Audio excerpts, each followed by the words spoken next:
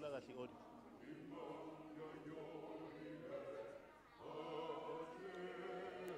uyayithola le audio sabanikeza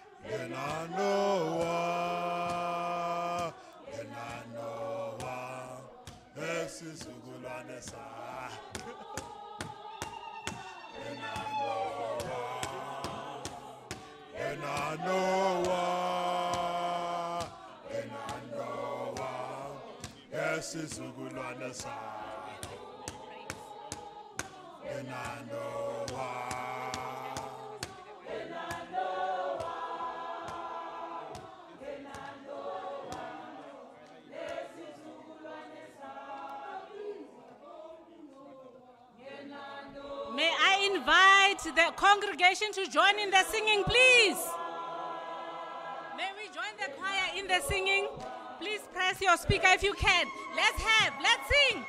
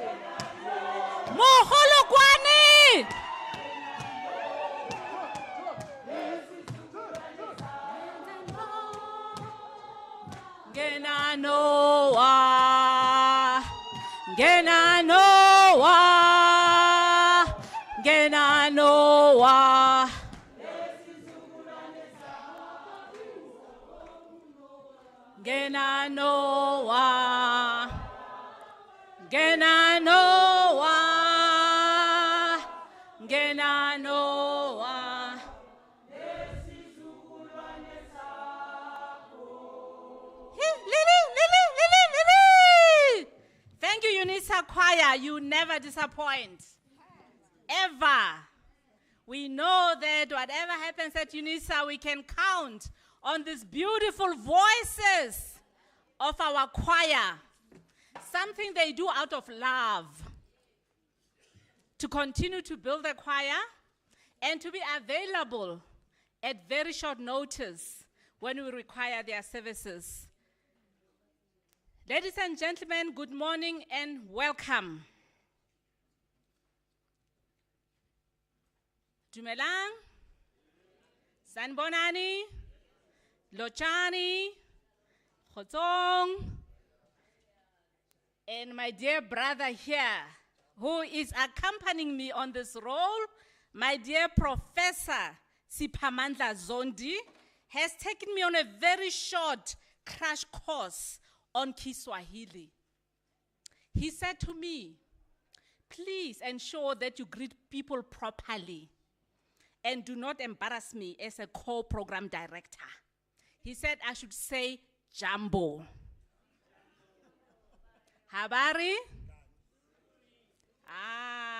Professor Zondi, your education, your teaching of me works. Thank you and welcome everyone. Welcome to Unisa, the University of South Africa.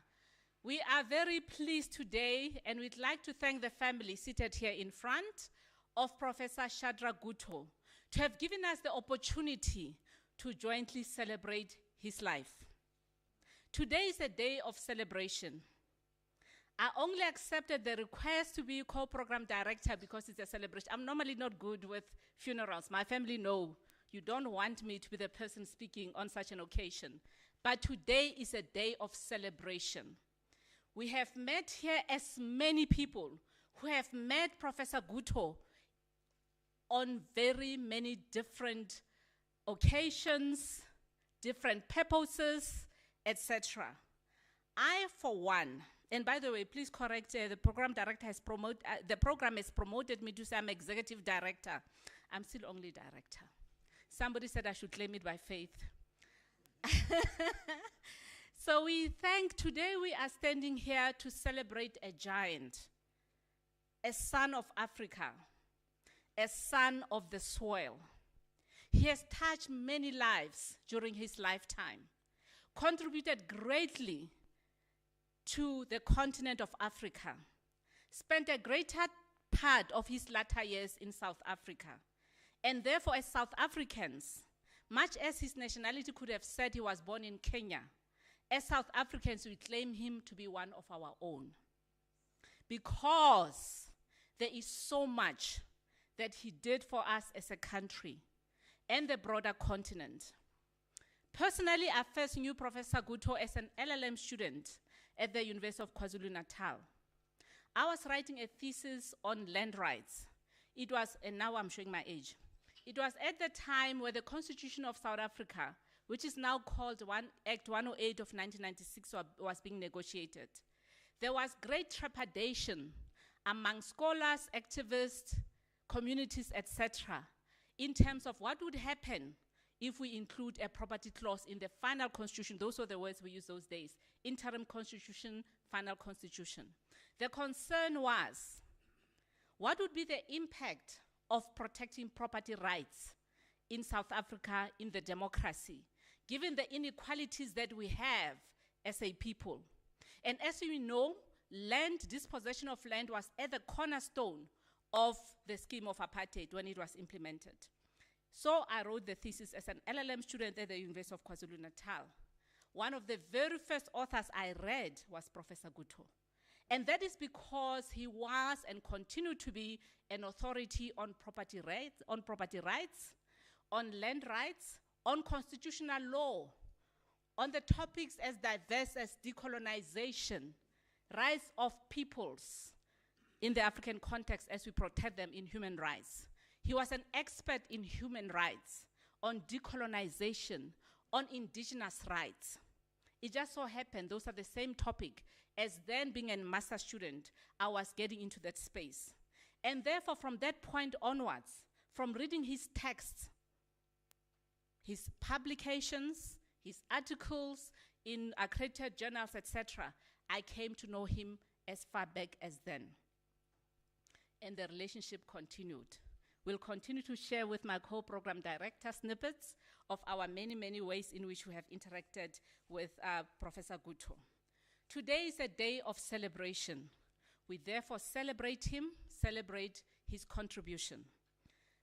Before I call Professor Sibusile Ngomo, who is the executive director of the Thabo Mbeki African School for Public and International Affairs, here's a snippet I'd like to share about Professor GUTTO that will then put into proper perspective the kind of person he was, beyond intellectualism, beyond being a mzee, a wise man of Africa, beyond being a family man. When I first got appointed at Unisa, July 2009, I arrived at this institution. I had not had any prior engagements with the institution. I knew nobody at Unisa. Of course, later and I'll tell how then I got to meet my dear Professor Spamandla Zondi. In my appointment, only my salary was made provision for. No personnel, no officers, no admin support, but of course, I answered the call of duty. And so I arrived at Unisa to establish what was then called the Thabo Mbeki African Leadership Institute. When I arrived, I looked around and I said, where's my office? None was provided for. You know, in a big institution, these things happen. Get appointed and have to figure out what you need to do.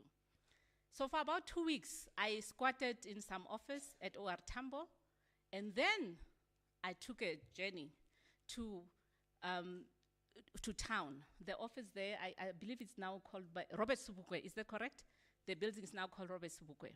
So I walked to now called Robert Sobukwe. I said, Professor Gutto, I've been appointed here. And by the way, the other reason was that Professor Gutto was also such a Pan-Africanist. And the whole topic of African Renaissance was close to his heart. And here I am appointed from outside, coming to establish the then Thabo Mbeki African Leadership Institute, and of course, President Mbeki being, the well-known figure in the topic. I said, Professor Gutto, here I am, I have no idea where to start, where to sit, etc. He says, don't worry, come here. And so the then Center for African Renaissance Studies took the role of incubating, and I need this said and known. Professor Gutto and then Center for African Renaissance Studies actually incubated the Thabo Mbeki African Leadership Institute. And Professor Gutto did it this way. He provided us with office space, made available, no questions asked, all the administrative support at CARS available to me. I see in the audience, and I'm very happy to be acquainted with many familiar faces from that period of 2009. During that time when Professor Gutto and his entire office incubated us. I see Professor Esther Sebitosi here. I've seen Alfred, I see my dear sister, I see so many familiar faces, Professor Defo and others from that period. And so therefore, today the school known as the Thabo Mbeki School for Public and International Affairs has a great deal of gratitude to pay to Professor SHADRACK Gutto, because he incubated us at that time, and even later when I needed personnel to come and assist me, because only me was provided for, he said to me, don't worry, Unisa has a system where students, especially those in the SRC, are given stipends. Knock at the door and look amongst those students and you'll find assistance. And indeed, off I went. I found the then immediately former national president of the SRC and his staff, and we became the genesis from which the school was established. I therefore am sharing this to let you know that there are so many layers to Professor Gutto. Many of you may have known him in government, as an academic, as a professional in other spaces, but I'm speaking about this to bring into focus the father in him, because he fathered us. He fathered me as a new appointee at Unisa, showed me the roles, brought into my presence several people who then joined hands and assisted me on the journey. May we give him a round of applause for that purpose.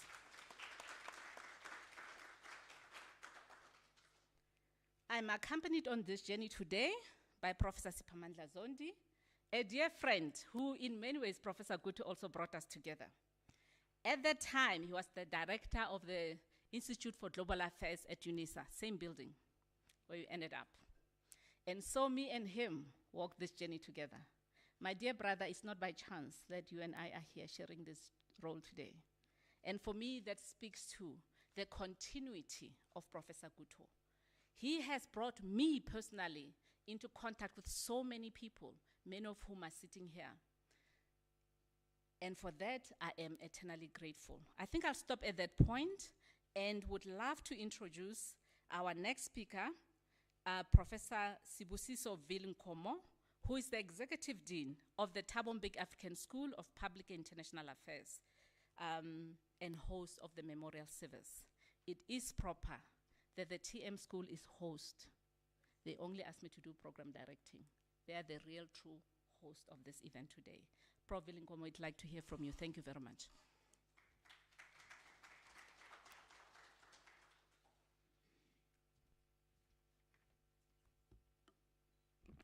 Thank you very much.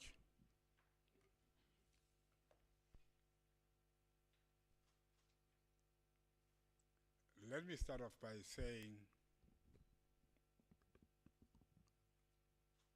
we are mourning, but at the same time, we are celebrating a life well lived, a life that made significant contributions, not only to this continent or this country, but other parts of the world.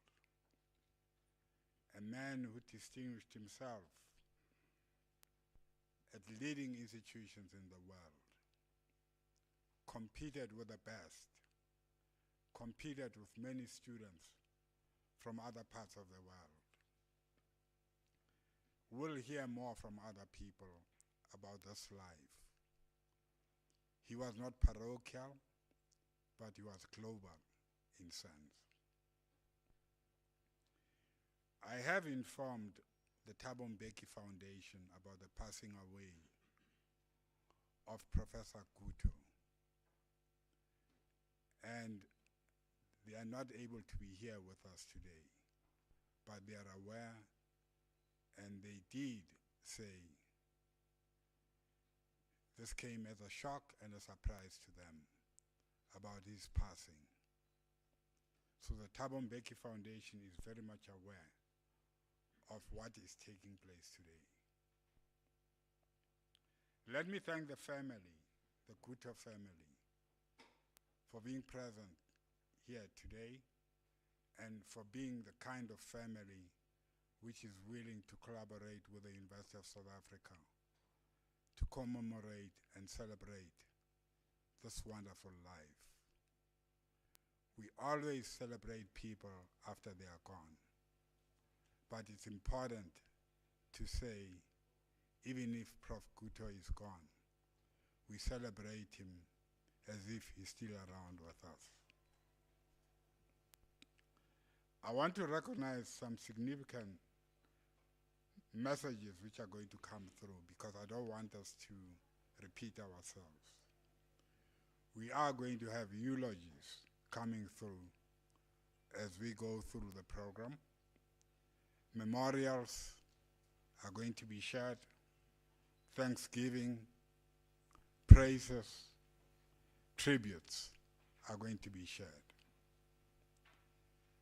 And it is important that all of this information is documented somehow. It goes into the archives of the University of South Africa. That there were all these messages which were delivered in honor of Professor GUTTO. I want to address Professor GUTTO as if he's still here through the following. In this Xhosa, you say, wazalwa, wacha, wafa. I will translate. There are people in this world who are born, they eat, and they die. They are born, they eat, and they die. Professor GUTTO was not that type. He was the kind of person who was determined to make significant contributions, not only to his country of birth, but to also South Africa, a country he took up citizenship of, and also wanted to make contributions to the world. So his contributions are very significant. They're not about just wanting to show off. They were not about just wanting to show off, but they were based on his values, a value system which demanded excellence and actually helping those who cannot help themselves. So he doesn't fall under this category of the people who were born, who ate, and they died. He was a thinker, a knowledge worker, an intellectual, an educator, a mentor, and a source of inspiration for many others. Some are today going to testify to these facts.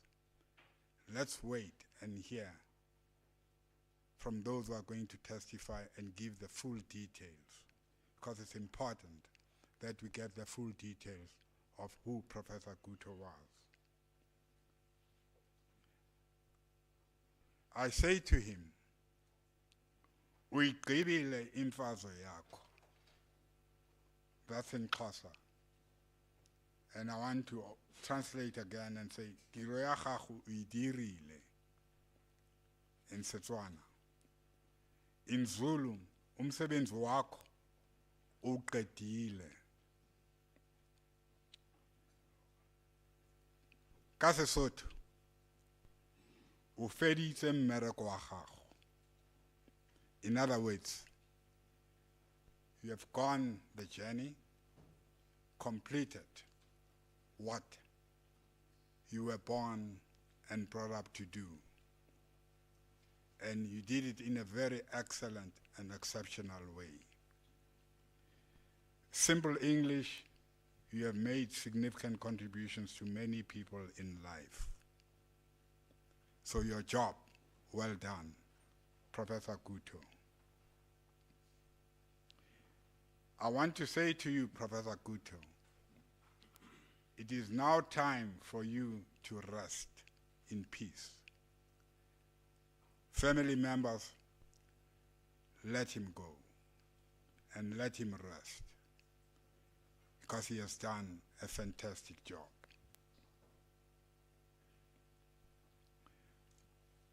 When I spoke about the memorial service of Professor GUTTO, I spoke to a professor who's visiting from the United States. Her name is Dr. Deborah Sanders, or Professor Deborah Sanders. And she said, you know, I know this name. I know this person. We were together at the University of Zimbabwe. And I said to her, would you like to read his obituary, which I already had? She read it, and she said, no, that's exactly the person I know. How did she describe him? She said he was a committed Marxist. A committed Marxist. He nurtured students. He had a commitment to nurture students. And not just nurture, but produce the best out of young people. He was a committed scholar, and he was also a freedom fighter. These nowadays, the word freedom fighter is being bounced around in all sorts of directions. In our days, with Professor GUTTO, to be a freedom fighter, you had a real cause. It was not something which was fashionable. You had to pay the highest price. And Professor GUTTO did pay the highest price. I'll tell you why. Under Mugabe's regime, it is said he became persona non grata. In other words, he became a prohibited immigrant because they did not like what he was saying and challenging the Mugabe regime. But he survived. He ended up in Sweden, made contributions in Sweden, and was able to return to the continent and make a big difference. So a person of your caliber, Professor GUTTO, they are very rare to find these nowadays. You've got just fashionable people these nowadays. You were also very self-effacing, non-selfish, caring about human rights. The issue of human rights is a protected area of the protection of human beings. Him and I can talk about it. When you're a refugee, what you want are your rights to be protected as a human being. We knew it, we understood it, and it's no surprise that he became an advocate for human rights. He understood the laws of the United Nations. He understood the international standards of humanity, and hence he served as a scholar, an intellectual, a practitioner in human rights. Without any further ado to the family, I want to say to you from the TM School, the Thabo Mbeki African School of Public and International Affairs, we want to say to Professor Gutto, Brother Gutto, go well and rest in peace. Thank you.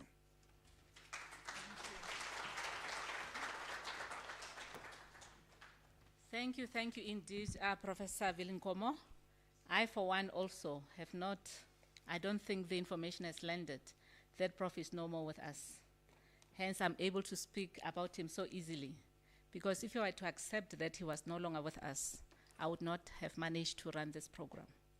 So I'm still in that space when I think of him as he was, alive, active, involved in many, many, many things that he did and contributing to society as he has done. Next on the program, we'd like to call our leader of the institution, the Principal and Vice Chancellor of the University of South Africa, Professor Puleng Kabula, who will give us an address and to welcome all of us on this occasion. She's coming from a very important meeting of SENEX, but has made the time to be with us because such is a great debt of gratitude we have for Professor Gutto and the respect and the high esteem with which we held him, that the Vice Chancellor has interrupted her activities at SENEX to come and be able to address us right now. Thank you, Prof. Lengabula.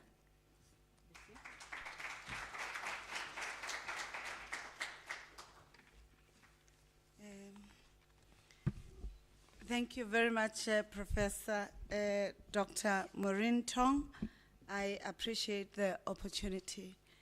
Let me take this opportunity to thank the family of Gutto for being willing to give this honorable son, a son of the continent, one who has been at the center of agitating for freedom and who has made it a point that he did not limit his work to the context of Kenya only, but Zimbabwe, South Africa, and the global arena, bringing the best that Africa brings.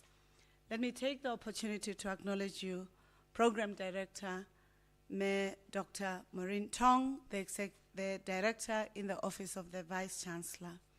Professor Nkomo, the Executive Dean of Thabo Mbeki's African School of Public and International Affairs and the host of the memorial service this morning. Members of the late Professor SHADRACK Gutto family present here this morning. Let me also acknowledge His Excellency President Aristide, as well as Mrs. Mildred Aristide, who was working with Professor Gutto in the African Renaissance School. Let me also recognize members of the Diplomatic Corps present, Her Excellency Miss C.M. Mwangi, Embassy of Kenya, His Excellency S.D. Michael, Embassy of South Sudan.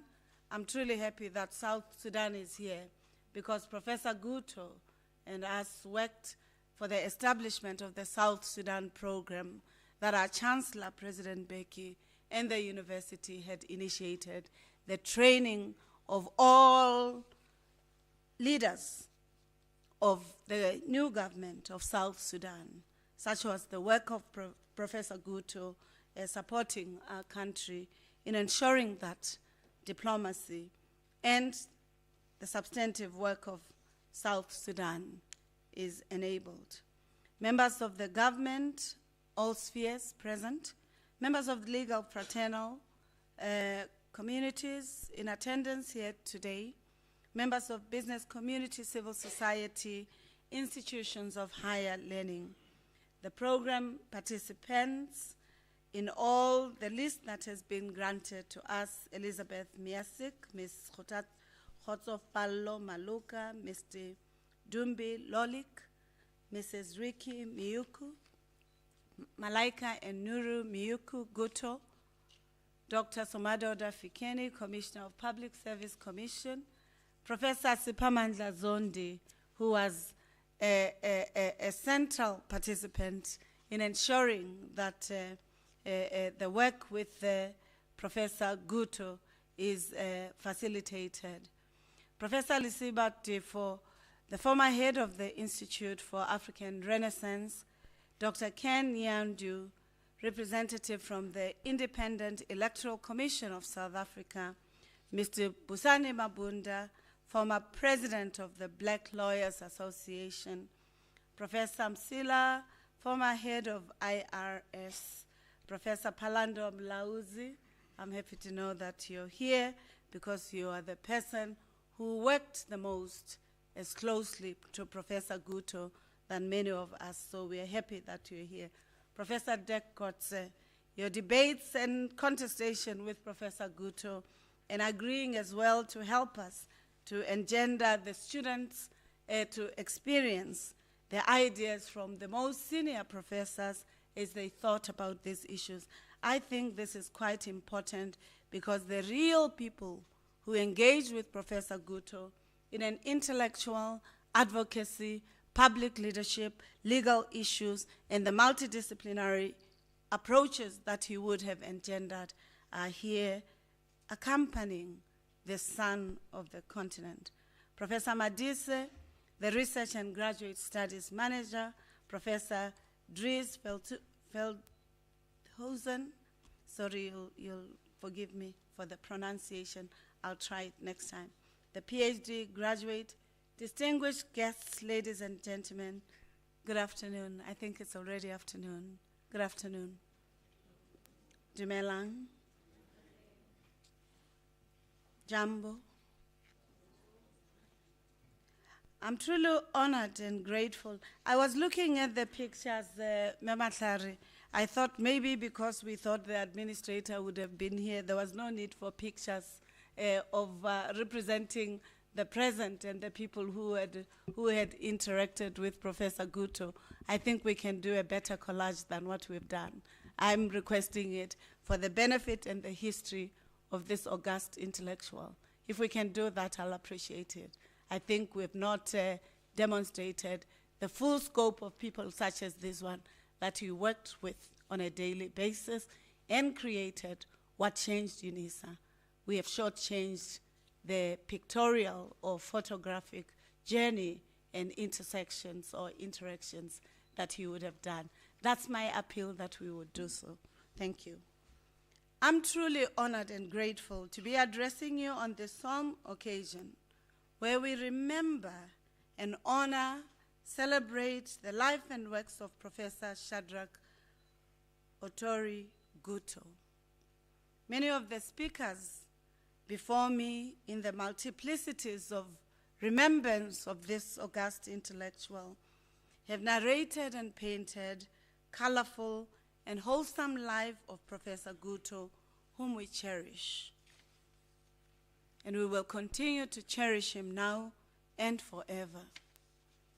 On behalf of the University of South Africa, a place that our dear departed Professor Gutto called home for almost 2 decades, I join the many Africans in our continent to express our deepest and heartfelt condolences to the Gutto family, loved ones, friends, colleagues, for the immense and collective loss. I'm certain that many of us will agree with me that Professor Gutto was an eminent and valued member of the scholars of the law faculty in Africa, as well as being an excellent observer and shaper of politics, policy, governance in our continent, but also in his home country. He was never shy to engage the most contemporary challenges of the countries within which he resided, and sometimes getting himself into trouble whether with Uncle Bob in our neighbor next door or with President Zuma. He would have brought into the public psyche the debates, discussions, analysis that sometimes were difficult for some to share, yet they were quite important, for in our Constitution, academic freedom is an important imperative that is constitutionally entrenched and which must at all times be supported if universities will be the partners to society in changing, shaping, and contributing for the betterment of our societies. Listening to the profound tributes that have so beautifully overflown today and before, one can surmise that Professor Gutto was as much a worldly man as he was an abstract, intellectual, and pragmatic human being, a man who exuded the combination of ideas and action, theory and praxis, the questioning, re-questioning, and looking into ideas that society sometimes shied away. And for that, only one question lingers on the minds: how can a man die better? How can a human being die better? And what do we do in memory of such a human being? In today's world, where we face many strategic and existential questions and dilemmas, as individuals, but as institutions, the intellect of Professor Gutto is so much needed, or at least progenitors, mentees, and others that he would have crossed paths with must claim the truth and use it to transform society in the way that he constantly and with courage exuded. It is a world where climate change threatens our very existence, where technology gives us as much opportunities as it creates threats, where the cost of living, poverty, inequality, the place of Africa in the global arena, the issues of cohesion, persistence, and new conflicts bring to us the precipice of nuclear war, energy, water resources that undermine sustainable livelihoods and reproduction. So true is the immigration issues, which are sources of tensions and sometimes marginalization and othering. Otherization rather than innovation, unity and the embrace of diversity, and the list goes on. I know that a mind such as the one that we are discussing, a human being such as Professor Gutto, would look at these global and local risks in a way that challenges us to find opportunities and solutions to move forward, indeed to avoid wallowing in our senseless hopelessness. He was very, very hopeful, even in the midst of contradiction. When I say Professor Gutto was a master of the concrete and the abstract, it is not a lie, or it is not to embellish his works. I recall this in a critical moment when our young democracy faced unprecedented September 2008 political uncertainty. It was the wisdom and the dexterity of Professor Gutto who helped many, including the bold political actors in the theater of the day, to understand the Constitution of the Republic of South Africa and how to use policy, legal instruments, governance frameworks to achieve the palatable and peaceful transition to a new presidency. Many of us will remember that concretely. He was all over the media as one of the few public intellectuals that was willing to engage on these important changes that our societies was facing, and even wondering whether there was going to be a civil war. It was because of the integrity, the decency, and the courage of scholars, not just the bites and political or proverbs that we chant, not just the words that many use that are about populism and being attracted to being loved. He wasn't interested in being loved. He was interested in demonstrating love as the prophetic and radical intellectual contribution in ensuring that the public benefits from its intellectuals. He was always in the media to teach, not just in the classroom of universities, not just the elites or the 1 million that have the opportunity to get into universities, but he made it important that he shares his knowledge with the academy, but freely sharing his knowledge with the public. And that was Engaged Scholarship Colleagues in action. He embodied it, he embraced it, and he saw it as an important contribution to his leadership, but also to what universities, when not silenced, when not afraid, when intellectuals stand for the truth, should be about, even as we reflect about the conditions of Unisa and its relationship at this point.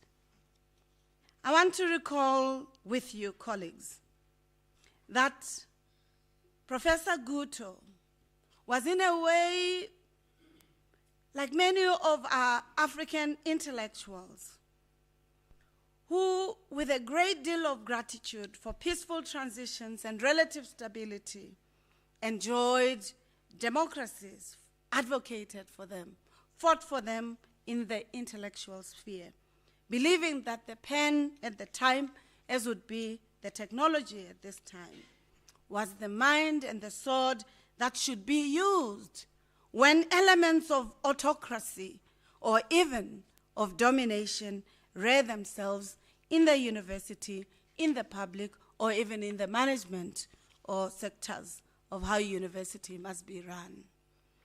Although now he belongs to the ages and sits proudly in the galaxy of the brightest of Africa's stars, Professor GUTTO in flesh belonged to the gallant generation of revolutionary intellectuals who redefined the university-state social relations in Africa and forever. And for this, he was mistakenly called a refugee and an asylum seeker. Nobody is a refugee or an asylum seeker in Africa. Africa is our home. Africa is where we proudly belong. The Pan-African vision of a united Africa is what characterizes Unisa and the legacy of Professor GUTTO, for it also coheres with our dreams and understanding of Ubuntu as the philosophy that shares our inextricable connectedness. Today, we can be proud that in many of our stable constitutional democracies in Africa, university-state society relations have significantly improved. Sometimes they're changing, sometimes they negotiate each other, and sometimes the contestations about academic freedom, institutional autonomy, freedom of conscience, social responsibility, and public accountability. I think he made them and projected them for us to ensure that even today we see them as important imperatives. We can be proud, colleagues, that today our stable constitutional democracies in Africa allow us to function even as universities. It's because people like Professor GUTTO and other leading scholars and political agitators in our country and in the continent and all over the world paid the price of speaking truth to power in the same way that many of our brightest African intellectuals were forced into exile in the 70s and 80s. Professor GUTTO suffered this fate a few times, with the last one being in Zimbabwe in 1988, where he was given 48 hours to leave the country after all the investment, intellectual, he would have made for that country. In the 1970s and 80s, with the effective muzzling of dissent, the University of Nairobi became the center of political organization for progressive forces The political activity at the university was gravitating around militant academics like Ngugi wa Thiong'o, Misere Githai Mugo, that the University of South Africa has agreed to confer an honorary degree that we will be conferring in 2024, a friend and an accompanier of Professor Gutto. The same is true to Willie Mutonga, SHADRACK Gutto, Anyang' Nyong'o, Edward Oyigi, Maina wa Kinyati, Kamunji Wachira, Mukaru Nyanga, Katama Mkangi, Apollo Njonjo, Shiraz Durani, Sultan Somiji, Kabiru Kinyanjui, and Kimani Gechao. These were the agitators within the academic processes that were holding true the aspirations of freedom and democracy and wanting to ensure that these transitions were meaningful for the most marginal in our society. Indeed, the government soon labeled the university as the unofficial opposition party. However, the politics of Kenya changed fundamentally in the wake of Josiah Mwangi Kariuki murder on March 2, 1975 by the Kenyatta regime. His body was found abandoned to the hyenas in the wilderness in Nyong'o Hills. He had been abducted and tortured to death. This was the most gruesome, bestial act of state brutality and against intellectual resources. Following these persecutions, history records the rise and decline of universities in Kenya, Uganda, Tanzania, and arguably today, the rise of again the Makerere and the Dar schools of thought, respectively. We need to continuously, colleagues, rethink, reimagine as to what that moment means to us as African universities and the entire African academy, especially now. Today in Palestine, the Gaza Strip is razed to the ground in a war that has lasted 75 years, whilst the world has been watching and silently watching as the decimations of people and lives have been taking place. Approximately 1.2 million people are without access to basic education or higher education in Gaza, a right that is guaranteed in the United Nations Charter. In his resignation letter dated 28 October 2023, Greg Mokiba, the director of New York office of the Commissioner for Human Rights, has this to say about the Palestinian question. And many of us academics, we must be asking ourselves question. Is this our question? If apartheid decimated our lives, called us non-human beings, separated us from each other, and really created a dehumanizing and colonial conquest period, what does it mean for us, especially those of us who would have benefited from the solidarity in the advocacy against apartheid? What does it mean? Mokiba says, as a human rights lawyer with more than 3 decades of experience in the field, I know well that the concept of genocide has often been the subject of political abuse. I also worked in these halls through the genocide against the Tutsis, Bosnian Muslims, the Yazidi, and the Rohingya people.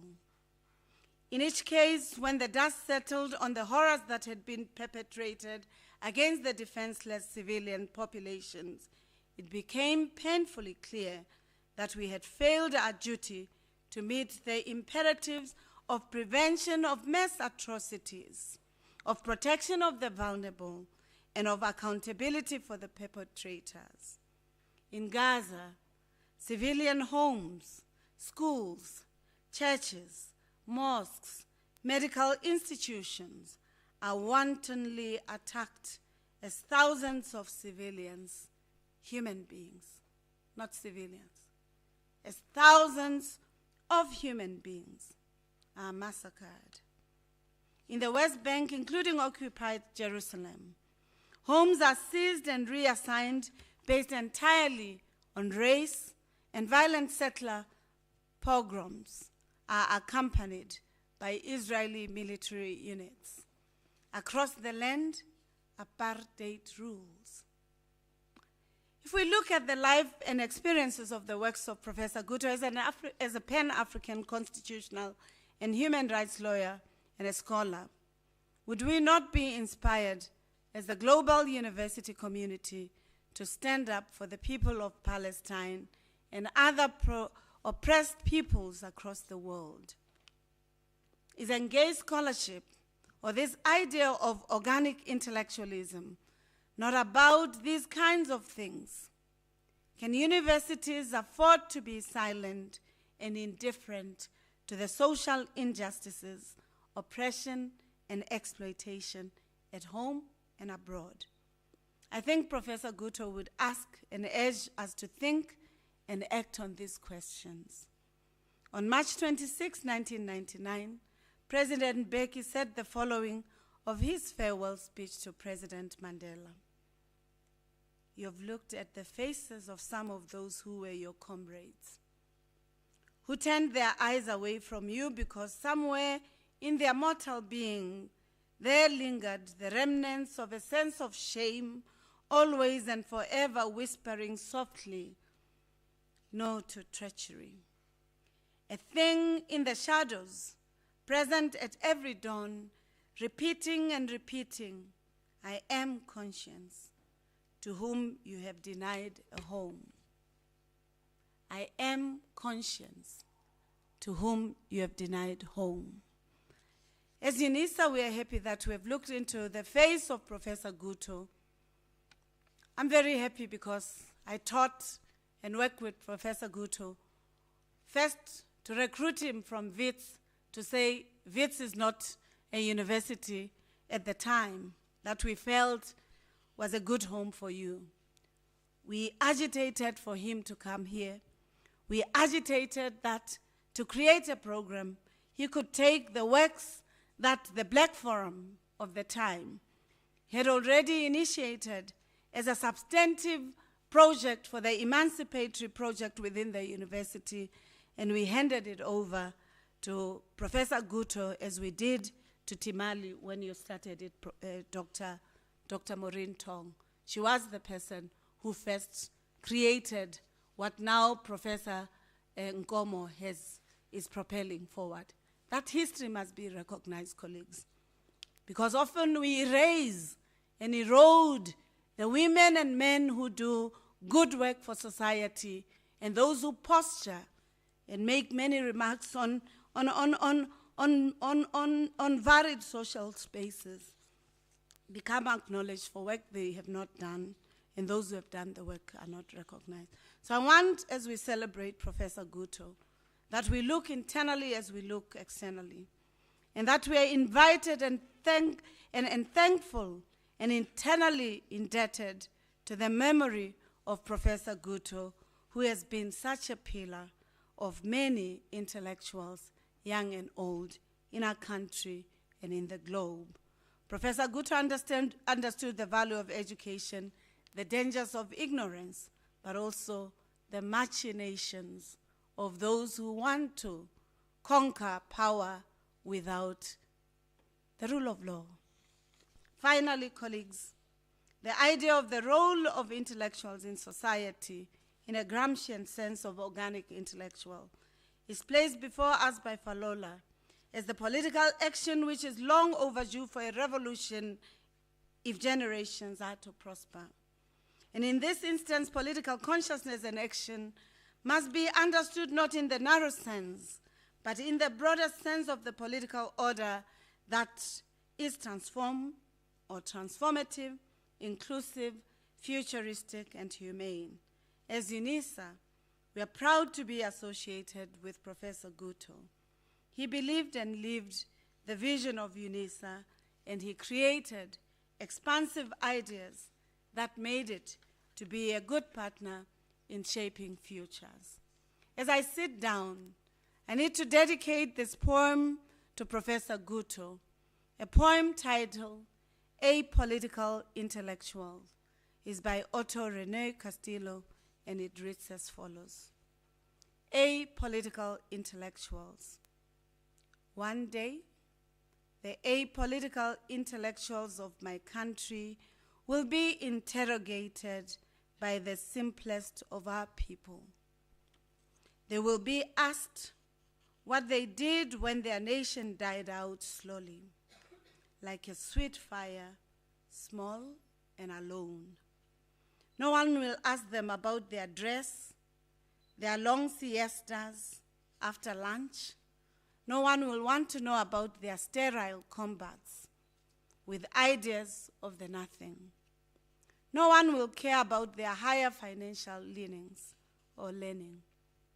They won't be questioned on Greek mythology or regarding their self-disgust when someone within them begins to die the coward's death.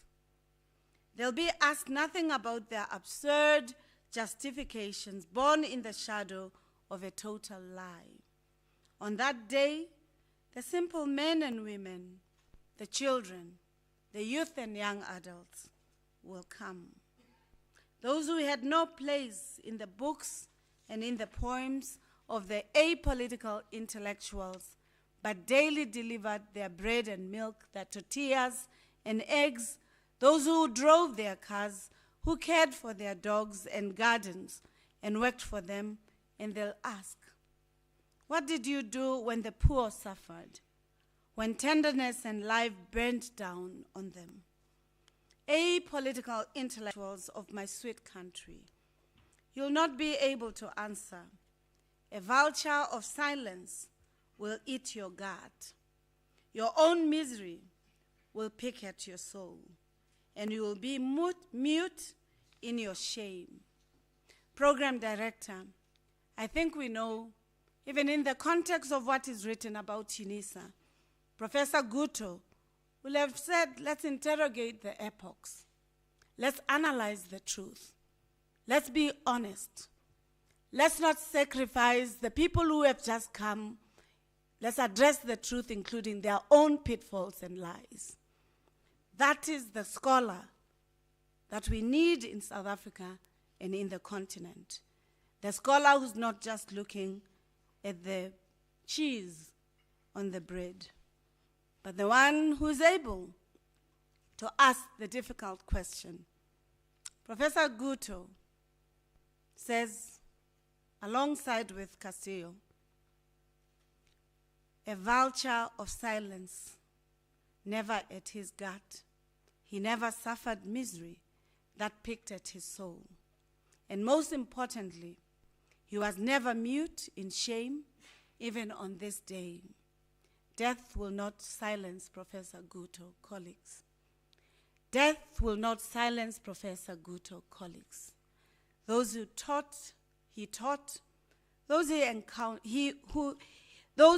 encountered, those he trained, and those he interacted, debated, contested, will forever remember GUTTO in his soft but firm, assertive, gentle, scholarly, would have fought, agitated for the truth with justice and peace with justice. Farewell to this eminent and valued member of the Scholar of the African Academy, the multidisciplinary doyen, the one who loved us all, and the one who created space for us all. I'm truly blessed to have been a part of Unisa academics that worked closely with Professor GUTTO, even when we started the Journal of African Renaissance. Thank you. Maybe your wounds of hurt, may you be strong as you grieve his passing, for he was a great man. Thank you.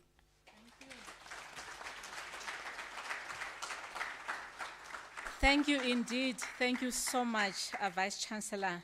What a beautiful tribute to Professor GUTTO. What a really, really, really beautiful tribute to him.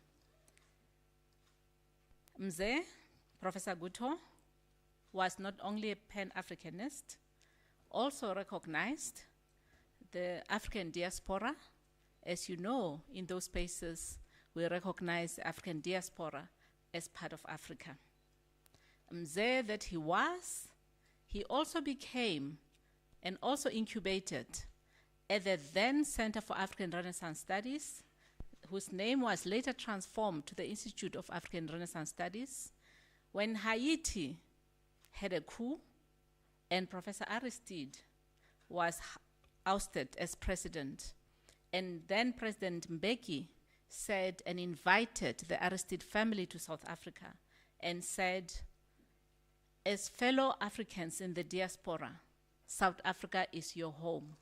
Do come and rest here and take your time as the political happenings were happening in Haiti. At that time, Unisa became the home for the Aristide, but very specifically, the Center for African Renaissance Studies was their real home intellectually and also as part of the family, as part of Unisa. For this, we remain absolutely grateful. And that act of Professor Gutto welcoming and providing a home for the Aristides in South Africa, and because at that same time, Professor Gutto was incubating us as the then mushrooming Thabo Mbeki African Leadership School, which has now, of course, become really great and big and encompassed a number of other institutes at Unisa. Because I was at that same home where I was being incubated, it gave me a really rare opportunity to interact in the most direct way with the Aristides. And for this, I'm eternally grateful, because I found myself co-incubated with the Aristides at the Center for African Renaissance Studies. We'd like then to move on. I hope our technical team is ready. We have, of course, the Aristide family, Mrs. Mildred Aristide and Dr. Jean Bertrand Aristide, former president of Haiti, were not able to join us here in person. However, because they also wanted to be part of the program of celebrating Professor Gutto, they sent us a message of support. May I ask the technical team to then play that message of support from the Aristides. Thank you.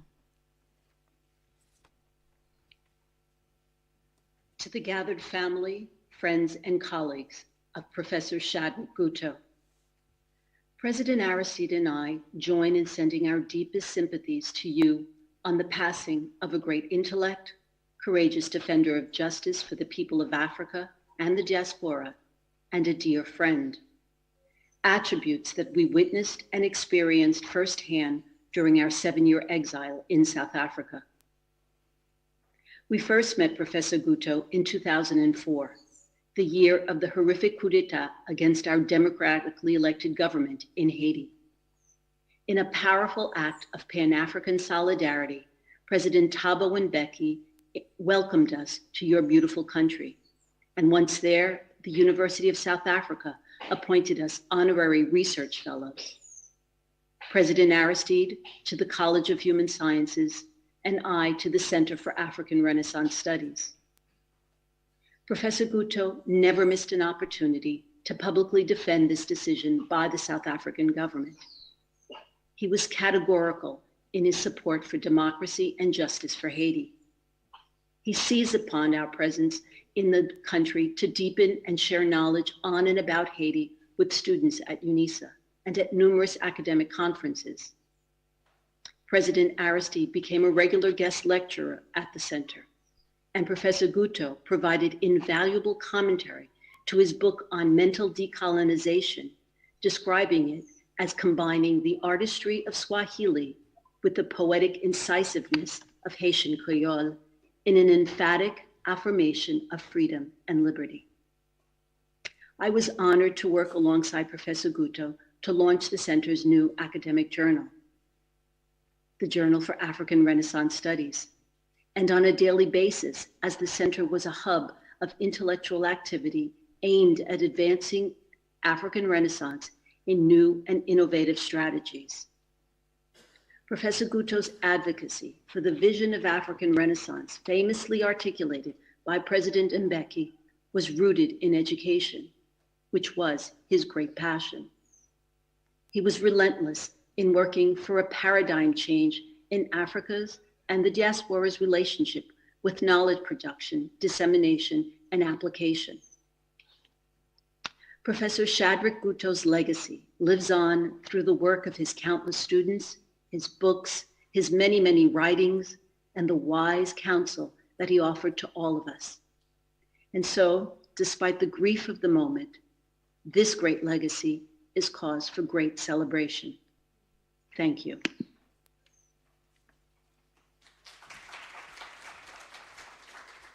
Thank you indeed. Such true words of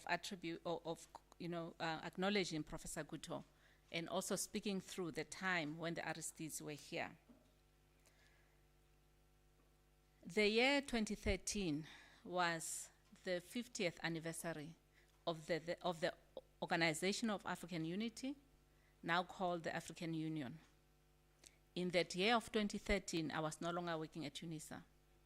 However, Professor Gutto, because of our continued collaboration academically and intellectually on issues of decolonization, property rights, land rights, etc., he invited me and others to host an event at the Ethiopia Regional Learning Center of Unisa.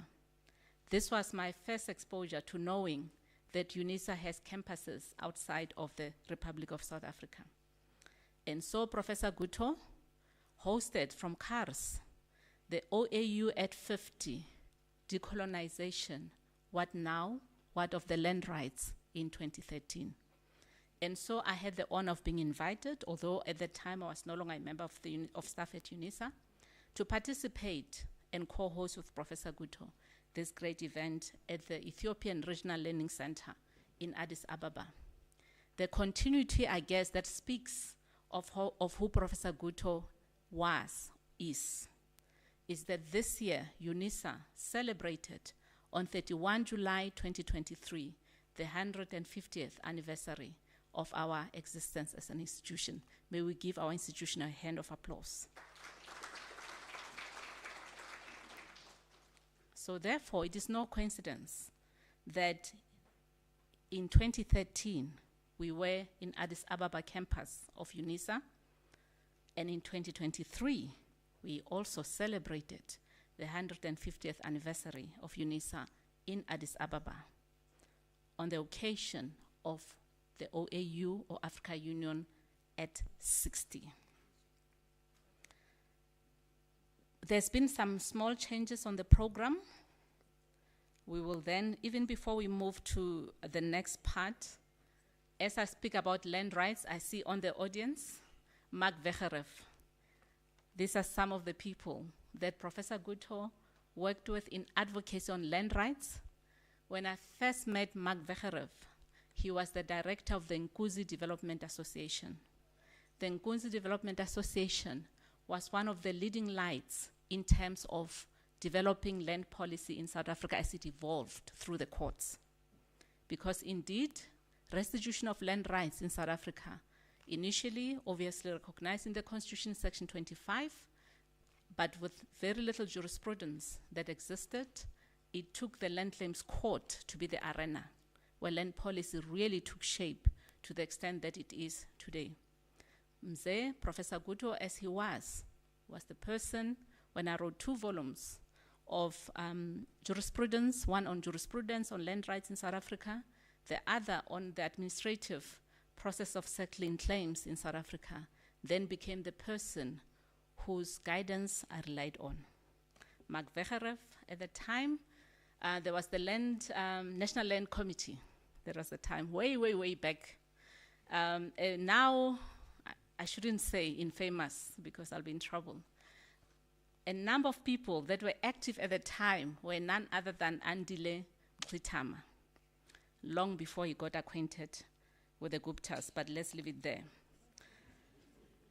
The program then moves to, we were to hear from the Embassy of South Sudan, but we've heard, of course, of the work that Professor Gutto did, as the Vice Chancellor has correctly pointed out, really became, the Center for African Renaissance Study became the site on behalf of the rest of the University of South Africa, where the training of the future leaders of the then as evolving country of South Sudan got trained at.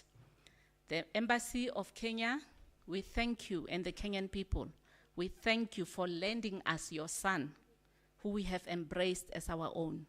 I'm aware that there are a number of family members that have traveled from Kenya to be with us today, and we are eternally grateful for gifting us the son of the soil, Professor Gutto. We now move, ladies and gentlemen, to the next part of the program, where we're going to hear from government and professional associations. I believe Professor Dr. Somadoda Figeni, I've seen him and he's coming through, is here. What you don't know, ladies and gentlemen, is that the position I hold, he was the previous holder of that position in the office of the Vice Chancellor, and succeeded by Professor Judge Bay. Thank you, Doc, and thank you for joining us.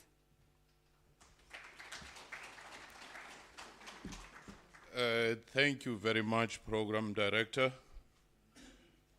the Vice Chancellor and the leadership of the university, and more importantly, the family of the person we are honoring today, Professor SHADRACK Gutto.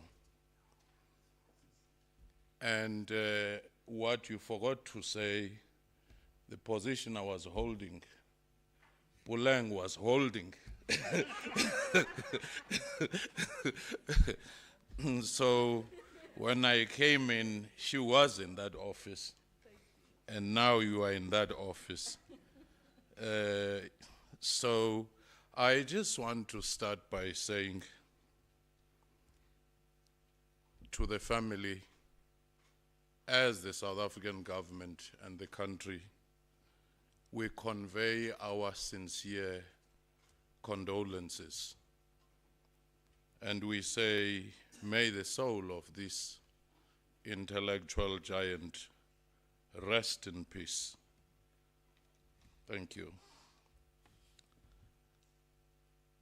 Only a few months ago, we started reconnecting with Professor Gutto, and we started communicating, sending each other WhatsApp messages. Little did I know that today we will be talking about him in a past tense. But we've come to say, when you have left such a huge legacy, you cannot be talked of in a past tense. You are in a present tense, and you'll be there in a future tense.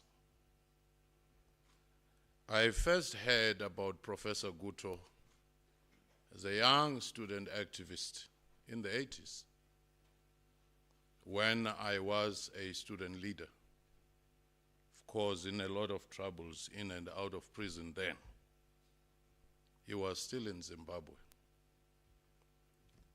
Little did I know a person whose profile preceded him, we would be meeting in the 90s as we were on the sidelines of the crafting of the South African Constitution, either in consultation groups, research units, and there was this intellectual giant. As it was already said, that he is the constitutional lawyer and a human rights lawyer. And it is in these spaces that I started seeing the genius of Professor Gutto. Of course, in another space, for the last 30 years, we occupied the space of political commentary in the media. And again, I interfaced with him in that space. We also worked with Professor Gutto in the crafting of the Indigenous Knowledge Systems Policy, where Professor Jonas Seleti was coordinating the work. At the time, I was one of the founding leaders of the National Heritage Council. The point I'm trying to drive across, our transition to democracy and the contribution of Professor Gutto, you see his footprint everywhere. whether in the Constitution or in the public policy documents.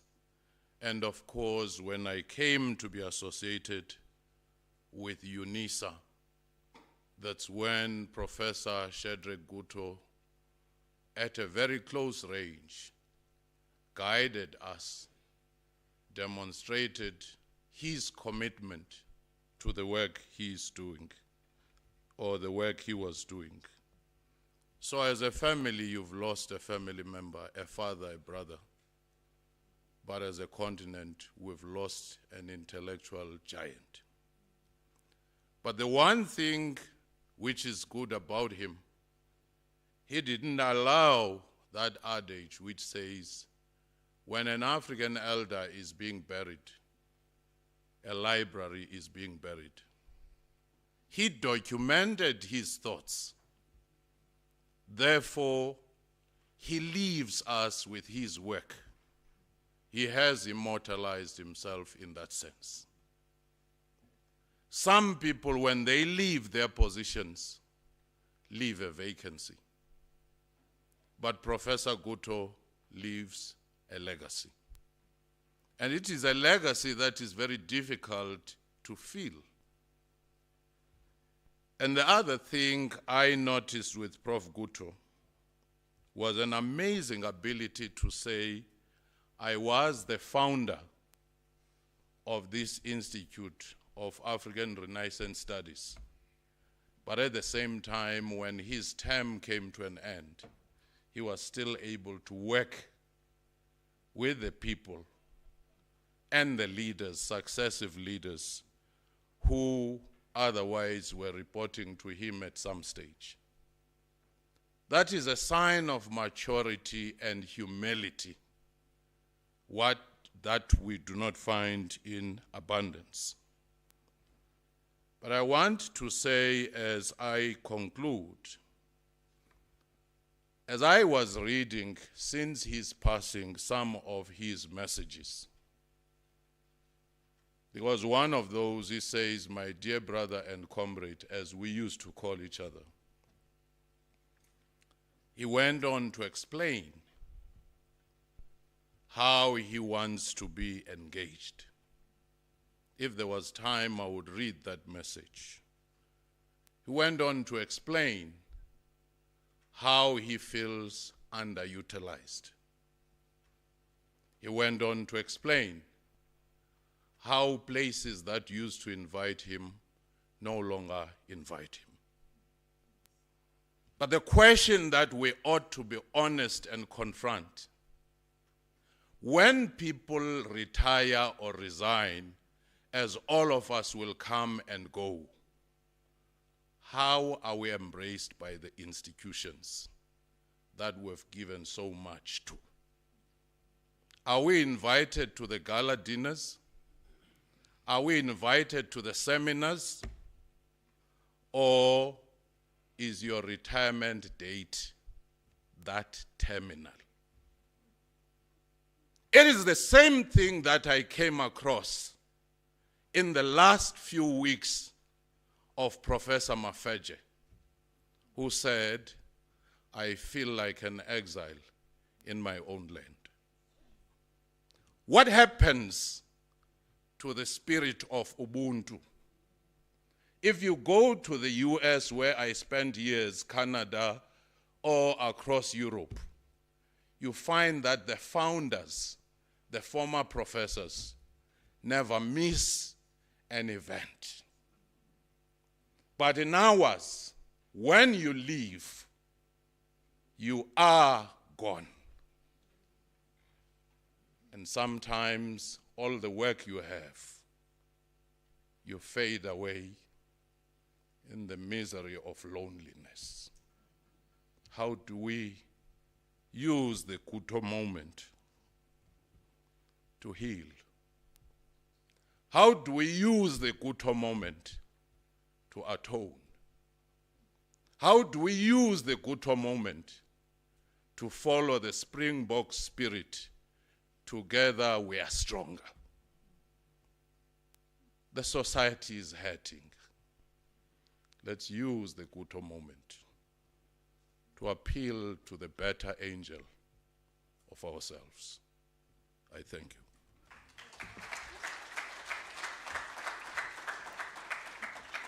Powerful, powerful, powerful words indeed. Speaking of retirement, and here I might be showing my age a little bit more again. Today, this morning, I met one of the persons who shall speak next, and he said to me, "How could you ask me my name? We were classmates back in the 1990s. And I said, wow, I'm really sorry to I'm really sorry to not recognize you 20 years later. He says, 30 years later. That shows the passage of time, and I could not believe it's been such a long time that we're both at university.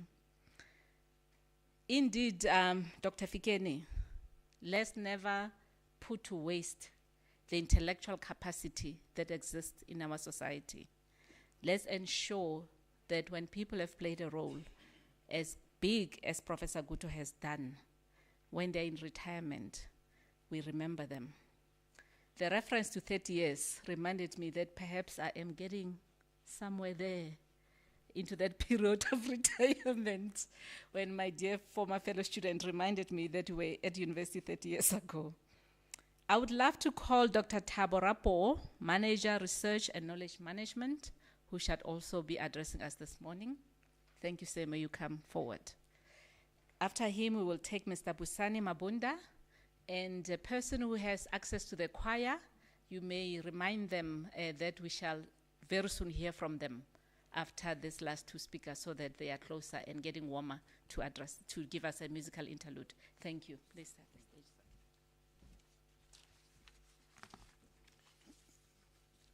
sir.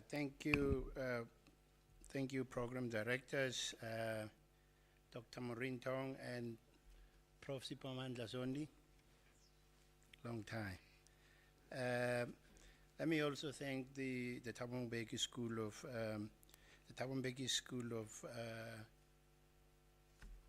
Public Mental. Yes. So, thank you for correcting. For hosting this event, as well as Unisa, Vice Chancellor Kabula for providing this space for us to convey our condolences and, as Dr. Tong said, to celebrate. I'd like to, before I continue, to also say words of thanks to Professor Gutto's family for providing such a stellar scholar for us to be with. We appreciated all the time we had with him. I'd like to also follow the protocol as outlined by Professor Lenka Bula for the dignitaries and all the guests, as well as the colleagues who are here today. Thank you for accompanying us in this journey to celebrate as well as convey our condolences to Professor Gutto's family. I'm here today on behalf of the Electoral Commission of South Africa to convey, as I said, our heartfelt condolences to Professor Gutto's family, to his friends who are here today, to his colleagues who are also here today, and students who have learned so much from him. We learned with deep regret, as everybody, of the passing of Professor Gutto on the 13th of October, and we are also, as I said, here today to pay tribute to his considerable work and immeasurable achievements. As you'll hear today, those achievements will be testified to. We are here to also be part of that process to pay tribute to Professor Gutto's achievements. As many speakers have already said before me, he was one of the preeminent scholars, Pan-Africanist scholars of our time, exceptionally gifted. He was a public intellectual, a human rights advocate. He was a teacher, many accolades. He was a public intellectual, as many said, and he was a mentor to many of us. He has taught, nurtured, and inspired many of many other scholars, intellectuals, and students of politics, human rights, as well as electoral democracy, which applied to us as the Commission, the Electoral Commission. He has contributed to academic and intellectual development of many of those who came into contact with him, including us at the Electoral Commission. He has instilled in many of us values of excellence, as Dr. Tong said. He has instilled in us values of intellectual discipline, rigor, and professionalism. We at the IEC wish to express our gratitude and appreciation for the contributions he made to our work. We are honored to have collaborated with Professor Gutto closely in a number of specific initiatives.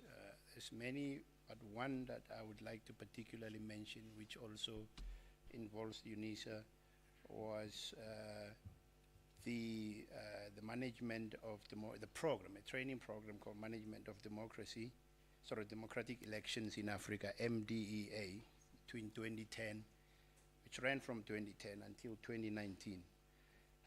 Professor Gutto, like us, the IEC, believed in the need to strengthen electoral management bodies in Africa through exchange of knowledge, skills development, and exchange of expertise in the management of elections.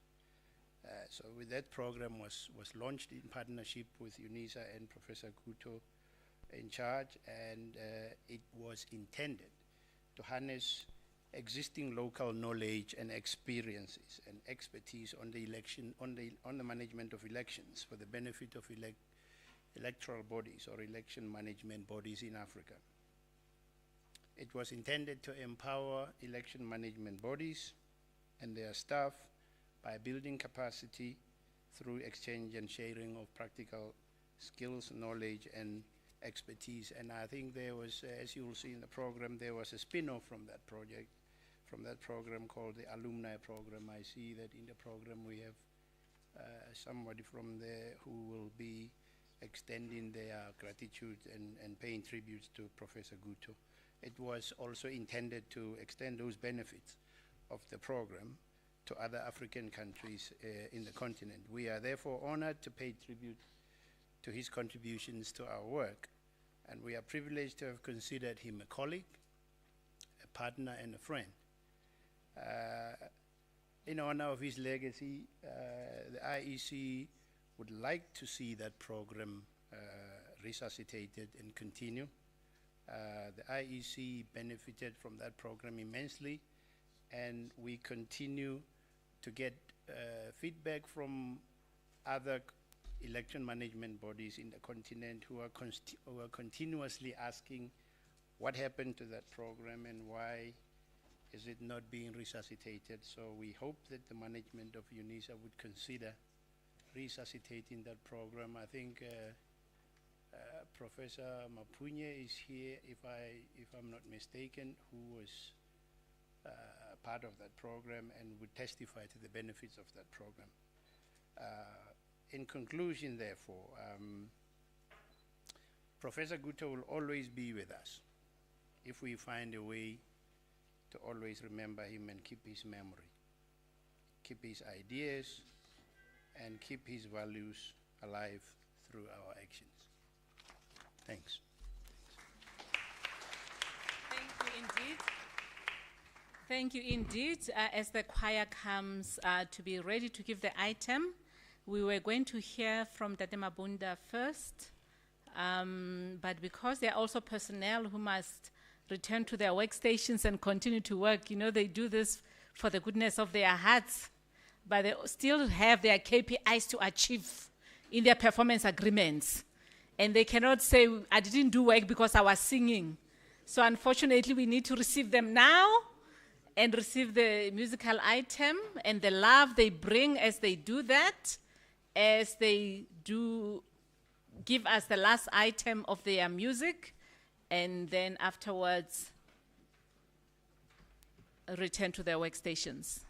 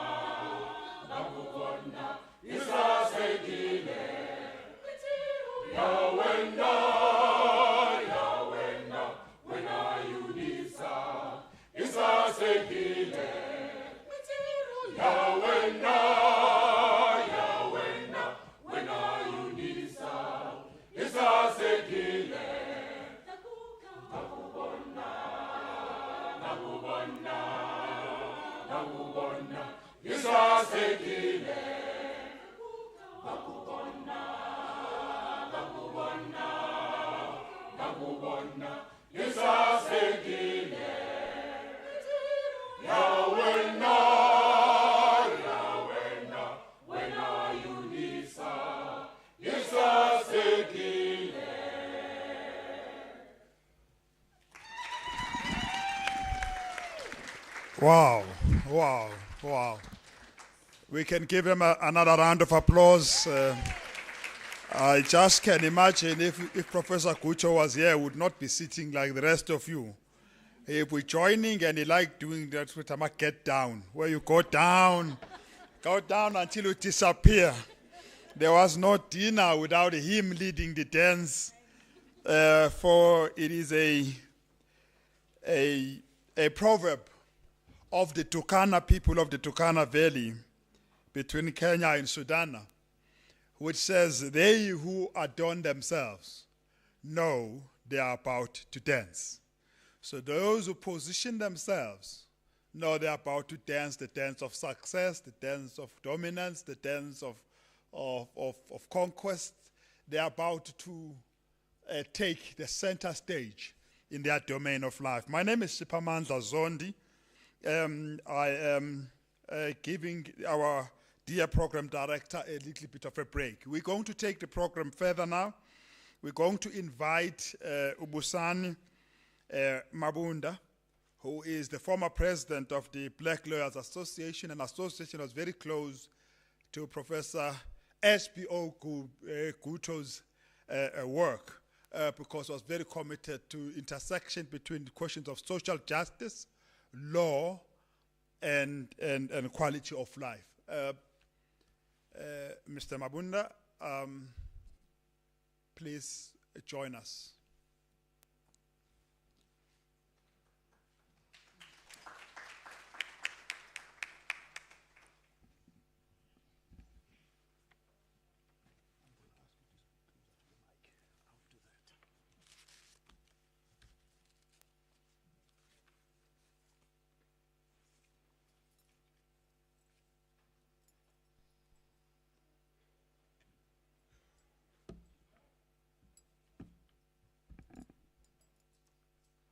Thank you, Program Director and Co-Program Director.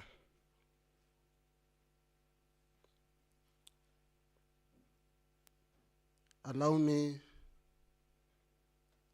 to ride on the back of the protocol as has been succinctly put and alluded to by the Vice Chancellor of this august university. Mitiro ya Unisa yisasekile. That song was just resonating very well with me. The intensity of the work which this university has done and continues to do for the African continent equally resonates with the men on whom an eulogy is being made today. Having given, edited, well-structured, coherent, and well-refined description of Professor Gutto, allow me to give meat and substance in an unedited way in paying homage to Professor Gutto. Allow me to start by pointing out that the Public Holidays Act 36 of 1994 ushered in a new dispensation of holidays in the country under the new dispensation. Previously, it was a different animal which was engineered by the then apartheid regime on its own, culminating in the tricameral parliament of around 1983. I've got a reason why I say this.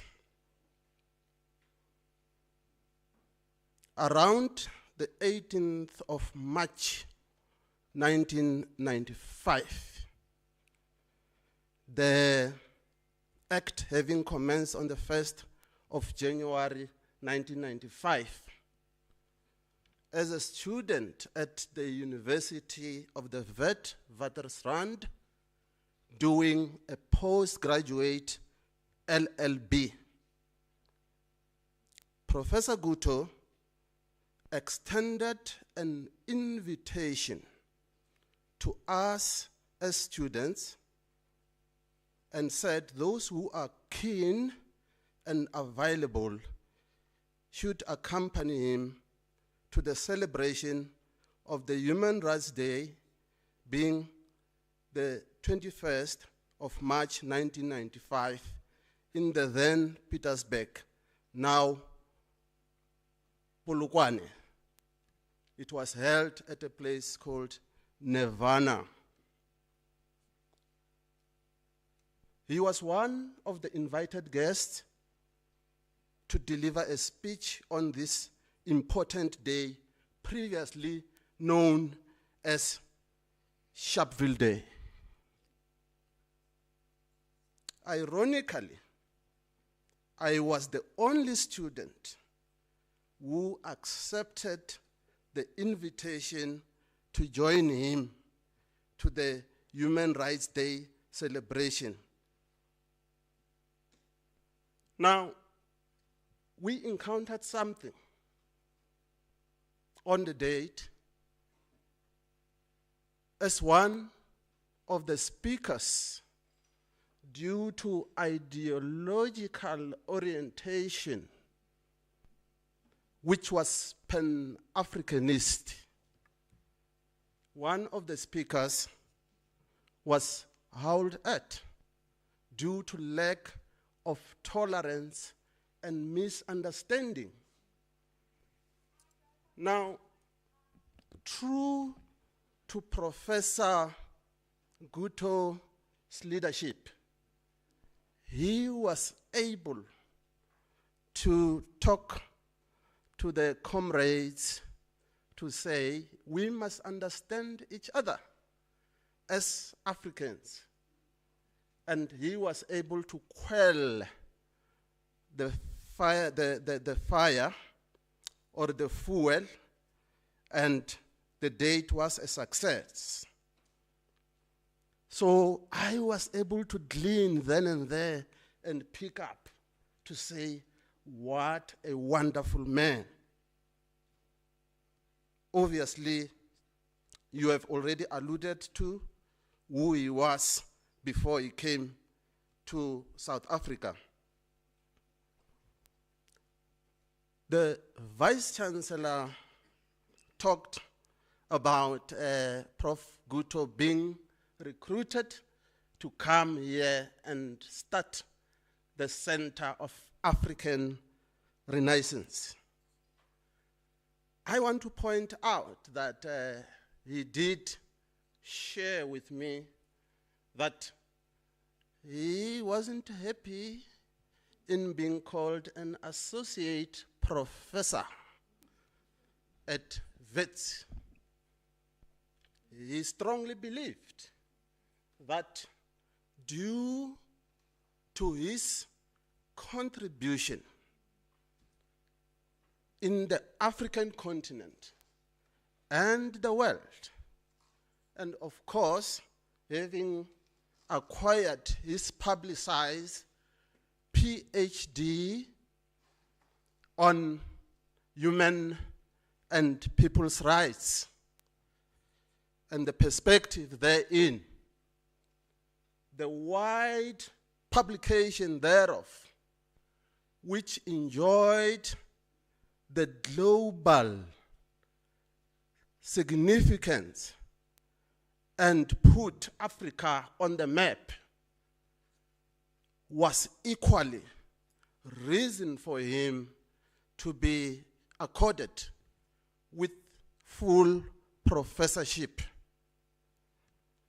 And you will connect the dots, VC, in light of what you have said as to what happened. I believe that when he joined this center of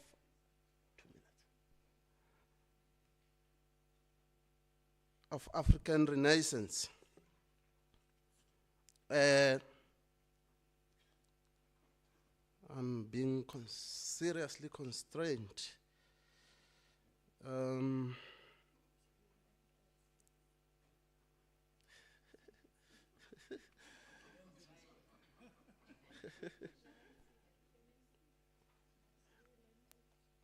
Yeah, and then you said 2 minutes.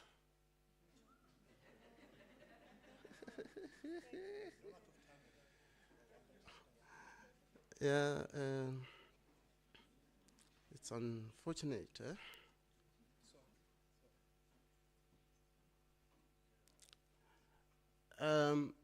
Okay, and then the professorship issue, you are able to connect the dots there. And another aspect which was very important is his teaching of jurisprudence. He was able to teach us that we must not rely on the fact that we only have what we call Western jurisprudence. We do have what is called African jurisprudence, in that we should not only know about the luminaries like John Locke, Aristotle, and Thomas Hobbes, and he dealt sharply and deeply with that, and that really ignited me to feel so good. And those who were not listening to him, he would be able to say, keep quiet and listen, you who do not know, so that we who know can teach you what you think you know while you do not know. Friends, colleagues, Unisa, the world, we have lost. The impact and gravitas with which he influenced the village in Kenya, the regions, the country, the continent, the international community, and the global world in general is immeasurable.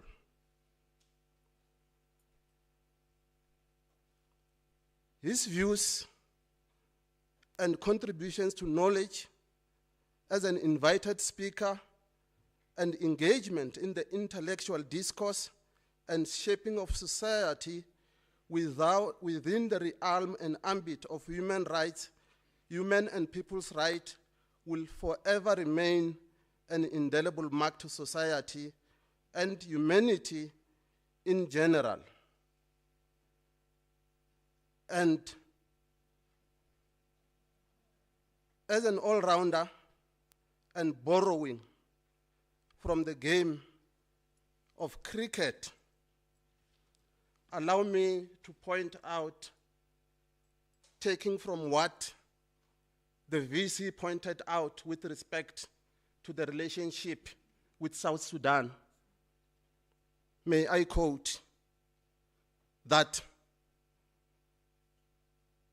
Mr. Matlala Nano, as a friend, colleague in the profession, they held a meeting with Professor John Akek, the Vice Chancellor of Juba University in the Republic of Sudan,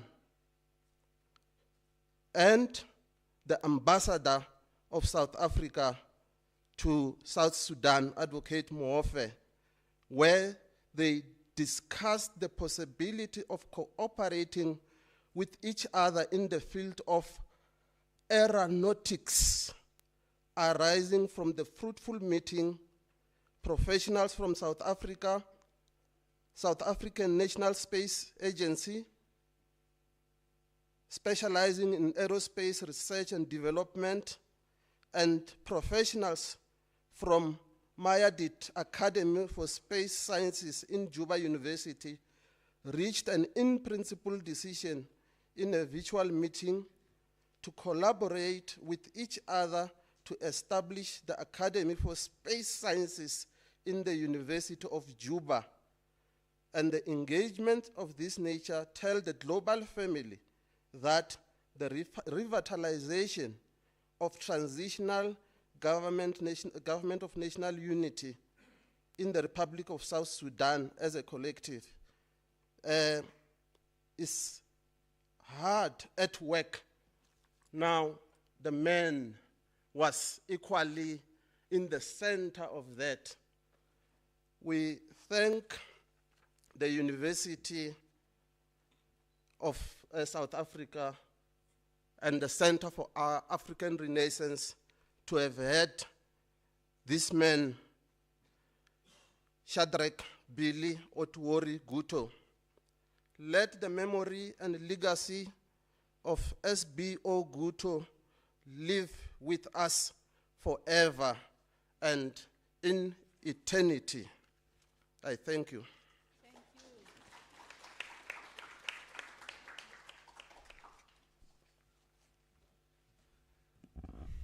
Thank you very much for that, those insights into what Professor Gutto did in many places that we all know now about. Thank you again. We now have the Deputy Ambassador of the Embassy of Kenya to South Africa, Ms. Jacqueline Kenani. Allow me to offer her 4 minutes to share with us her tribute, and then she'll be followed by 4 colleagues from Unisa who will also be given 3 minutes each to share us their tribute. Thanks.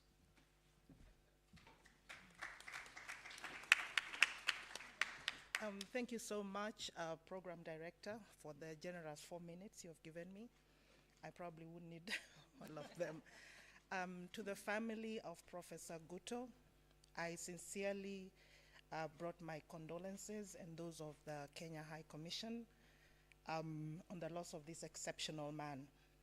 And I celebrate him as a fellow Kenyan, and I pray that you find peace and comfort through this loss. I'm representing the Kenya High Commission, so I'm celebrating Professor Gutto as a fellow Kenyan. As much as he was South African, he is also Kenyan. And having risen from the village and from humble beginnings, and to have achieved what he has achieved, I think is really exceptional. It is brilliant. His career has been distinguished, and I think it's something that you really all need to be proud of. Sometimes, as a family, you're not aware of the immense contribution that your father has made to this world and the impact that he has had on so many people. And from the words that were spoken from several colleagues, indeed, I'm really, I'm just wowed, really, really I am. And I think this is an exceptional man to have known. I didn't have the opportunity to meet him personally, but this is a life worth celebrating. So it is said that this life is given us by nature, is short, but the memory of a life well spent is eternal. And I think there's somebody that spoke about death not silencing Professor Gutto, and that is true. His legacy will live on through his children, through his family, and from the works and the impact that he has had across the globe. I thank you so much, and I pray my thoughts and prayers are with you as a family as you process and go through these moments of grief. I thank you.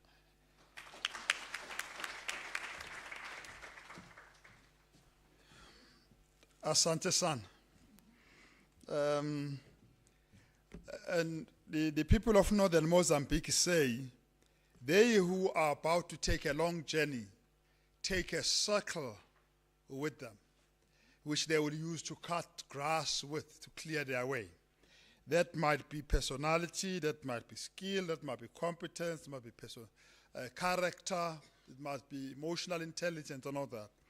We have people here to tell us about various elements of their encounter with Professor Gutto at work. And I start with the one who succeeded him. And that's Professor Vuisile Msila.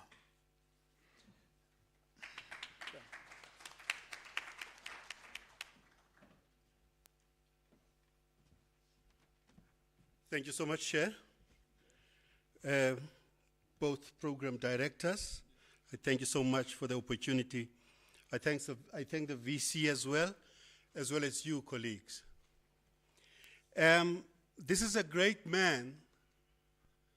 You know, when I think of him, I think of Kimati Wawisere, otherwise known as Dedan Kimati.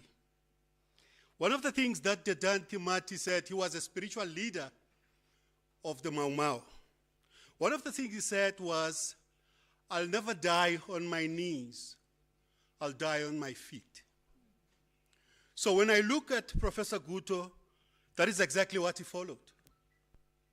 He was a strong man, fearless, an activist, academic, who was never shy of saying what he believed in. So, like many other speakers, this make me think of the poet of many centuries ago, who was a Reverend, John Donne, who said, death, he was addressing death, that though thou think thou must overthrow, they die not, poor death. So, like my colleagues who were before me, his ideas will continue long after he has started this next journey.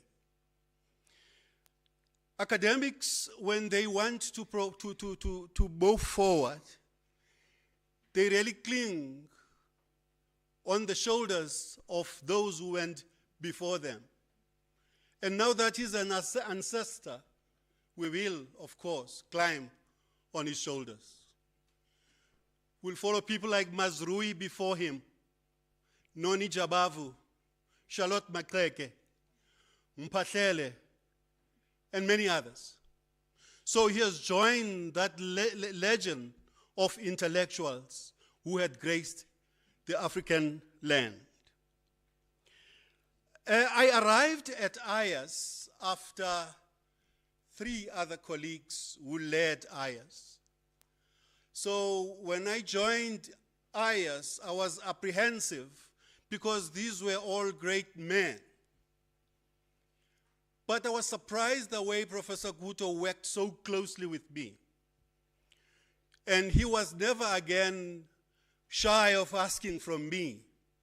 At first I was taken aback, of course.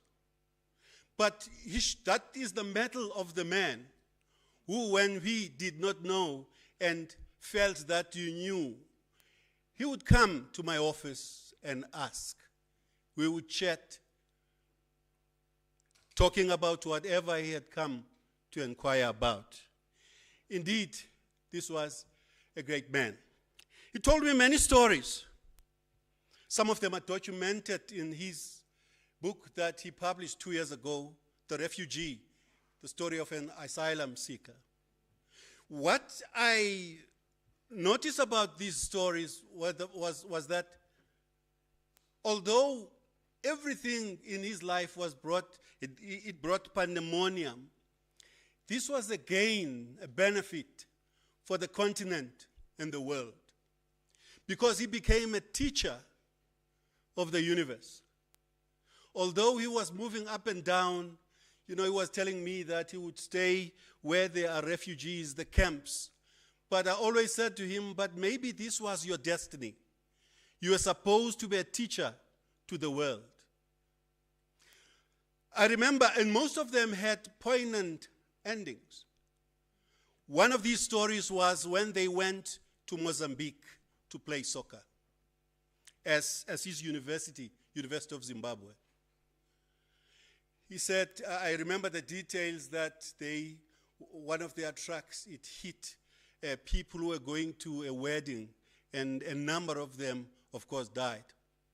But he said it was the time also when the MPLA was fighting against Renamo. So some of the soldiers from Zimbabwe were accompanying them. But what was interesting was when they came back to Zimbabwe, he was a persona non grata because the president there did not want him in Zimbabwe. He said out because you instigated the students. The students were up in arms fighting against the poor conditions at the University of Zimbabwe. But for some reason, they say Professor Gutto was responsible for what was happening at the university. So that is the time when he said, I decided to leave immediately. So he went to Sweden.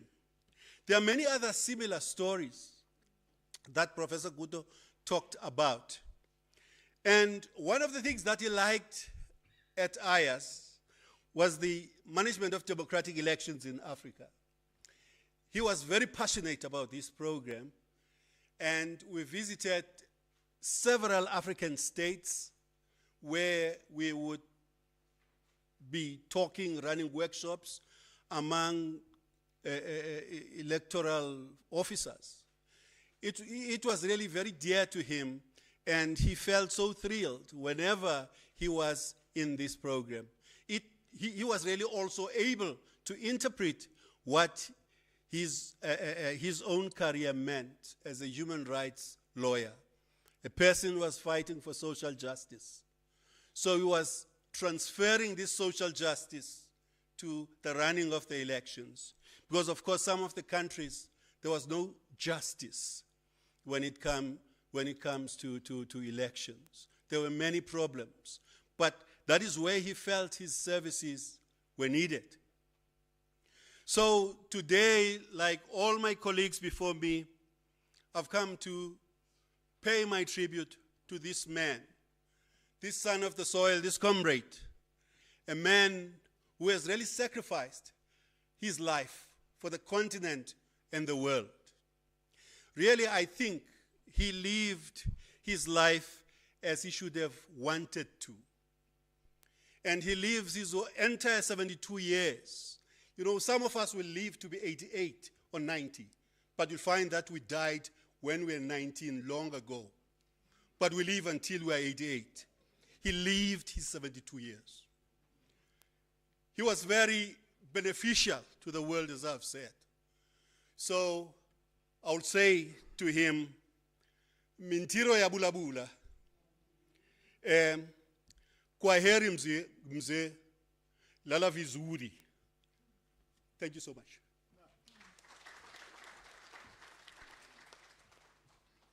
Thanks so much, Foramsel. We even heard your Swahili today. Spoken in a Xhosa accent. It sounded so well. It was Swahili in many ways, not Swahili. Swahili, and I heard it. It was very great. I'm sure he would have been amused to hear you say that. Then he'd be like, young man. That was a good attempt. Professor Palandwa Mulawuzi would also take charge of the institute that he established, the Institute for African Nice Studies. Bomlawuzi, Enda.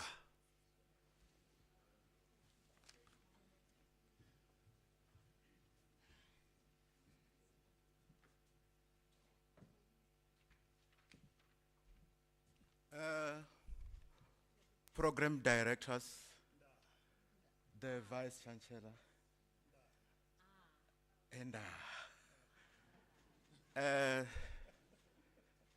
the family of Professor Gutto, who was my mentor, my friend, my colleague. I'm here also want to pay the tribute to him. I will also want to say that all protocol observed. And really, I really feel very sad because I don't know where to start. I've worked with Professor Gutto for 17 years. And I met him together with my colleague, whom I don't see here, Mr. Mutwahai. When Professor Gutto was appointed as the director of African Renaissance, the director of the Center of African Renaissance Studies in 2003, June. I was in New York. When I came back, I got a note saying that, by the way, by then I was still a doctor. Dr. Mlauzi, you are going to work at the center. I replied to the deputy principal by then. I said, I don't want to teach certificate courses. I'm not going there. He said, no, hang on. Let us have a proper meeting. Indeed, he came to my house and he tried to brief me. What am I going to do? And what is this center all about? I agreed. We met Professor Gutto at his office in Sunnyside. He was happy, and he told us that he's also want to have more capacity. He want to have more staff members so that he could able to deliver the vision and the mission of the center. He said to me, we are going to have a meeting on Wednesday, and hopefully we will have a new member of staff. By the way, by then we were only 3 males. It was him as a professor and myself and Mr. Mutwahai. Come the second week, it was Wednesday, in his office. Then he wanted us to brief all of us, even the new member who was assigned to the center by the management. Then we sat there waiting for the new member. Indeed, the new member opened the door. We all looked at him, at him, and he also looked at him. He said, who are you? The professor asked. I said, I'm the new member of staff, and I'm supposed to work with you. Do you know what was his response to that? He said, oh my God, I told the management that I want a woman to be a member of staff. And this shows that Professor Gutto was gender sensitive because we were all male. He wanted the variety. Fortunately, we had the meeting with the professor. The second week, the professor disappeared. And then later on, I just want to, because the 14 years which I worked with Professor Gutto, if I start relating everything, we can sit here until sunset, but I want to shorten the whole thing. It is then that we managed to have some new members of staff later in 2005 and so forth. But the same year, he briefed us about the vision and the mission of the center. He says the mission of the vision and the mission for the center is to transform and also develop the people of Africa and the diaspora. Of course, the main aim was to change the mindset of the people, the way we think, the way we do things. And he also wanted to introduce new programs. The program which will also change the mindset of the student, the lecturers, and so forth.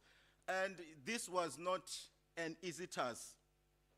In order to realize the vision and the mission for African Renaissance studies, which is for transformative change and development that is premised on the understanding that the future of Africa and the peoples of Africa and the diaspora lies in the fundamental processes of renewal, reinvention, and rebirth. The required changes need to occur in people's mindset, as I've already said, and world outlook, which in turn require changes in material condition, as well as in the institutional processes of intellectual, political, and economic and cultural governance. In order to do this, Professor Gutto introduced the new master's and doctoral program, whereby we invited the new student to come for workshop, pre-registration for workshop. The student will come and they will have to have the rigorous discussion about what is meant by African Renaissance, multi-interdisciplinarity. All those are also encompasses in the discussion. So the students will come for 2 weeks, and during that time, the student will have to start to prepare the research proposal and also identify the supervisor. When the student leaves the center, already the student has the research proposal in hand, also the supervisor who is going to assist the student.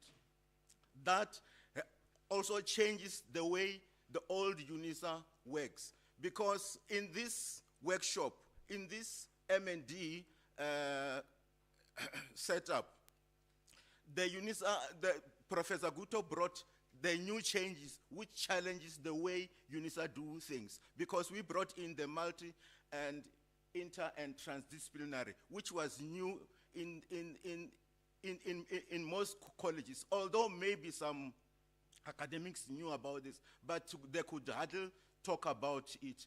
Most lecturers or academics, they were confined in monodiscipline. So we were trying to move away from the monodiscipline, and that's the reason where we have the challenges. But in doing so, Professor Gutto successfully recruited so many students. We managed to recruit almost close to 1,000 students, although most of them had challenges in registering, getting the proper supervisors, and so forth. But in doing so, I think we managed even to produce some of the excellent students, and some of them even, one of them has also even joined us, and he is also among us. That's Professor Dries Veldhuizen. He's the product of Professor Gutto and Professor Danny Nabudere. And one of the students who was the product of this program was the Ivorian, Patrice Vahat, who also graduated. I think he graduated in 2018, if I'm not mistaken. But there are others who also graduated. But it was not easy journey. It was a challenge, because in doing so, we would invite our colleagues from various departments, including the Department of Political Science, where we would invite them to come and maybe interrogate with the student, methodology, even assigning them with some tasks which will help them to develop their research proposal. I can see you are standing. You want me to sit down? Besides this, Professor Gutto also, with the initiative, started so many programs. These programs, they were training programs. For example, they've already said about the Southern Sudan trainee, whereby we've trained 433 officials, including the top government members. Were trained by the members of staff, assisted by the members of various colleges at Unisa. So Professor Gutto believed in collaboration. He did not work alone. That's why we managed even successfully train the Southern Sudan, including the new program, which came later on, the democratic of yes, whereby we have trained the officials from 29 countries in the continent. Unfortunately, we could not penetrate the Arab world. Professor Gutto also managed to forge a relationship with the outside partners. Yes, like Marcus Garvey in Uganda, Howard University in US, and also locally we have got Motung, Gautshwane, and so forth. And he was a shrewd negotiator, Professor Gutto. That's why we managed even to get the money from Kellogg's, whereby we sponsor the students who have been trained at CAS. We have also managed to get the sponsors for the Mudia program, whereby we have trained almost 1,000 students in these 29 countries. So Professor Gutto was always very serious about work. Lastly, he was not only serious only about work, but he also knew how to relax. He said this. When we had the farewells, Professor, when you have already left, we relax, we'll sit down, and then Professor Gutto will show them, the youngsters, how to dance. I don't think if they are still youngsters, they are there those who can dance with him. He used to do it very well. Briefly, I would like to say that we are going to miss him. He was a dear friend. He contributed a lot, and I think he did quite a lot, raising the standard of interrogation at Unisa, and also bring the Unisa on the map.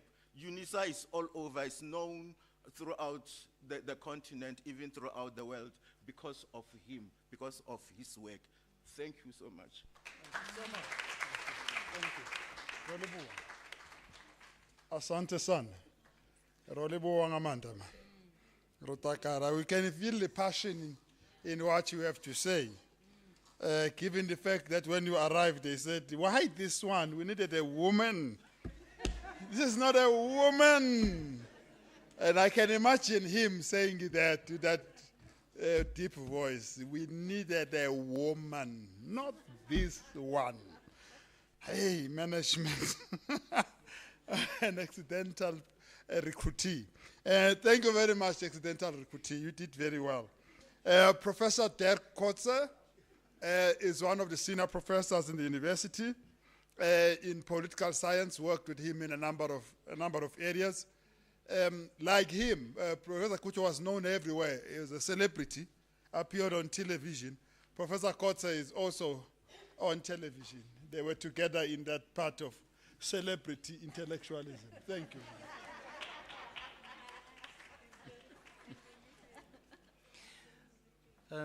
The Gutto family, I haven't met you before, but it's now this moment to do it.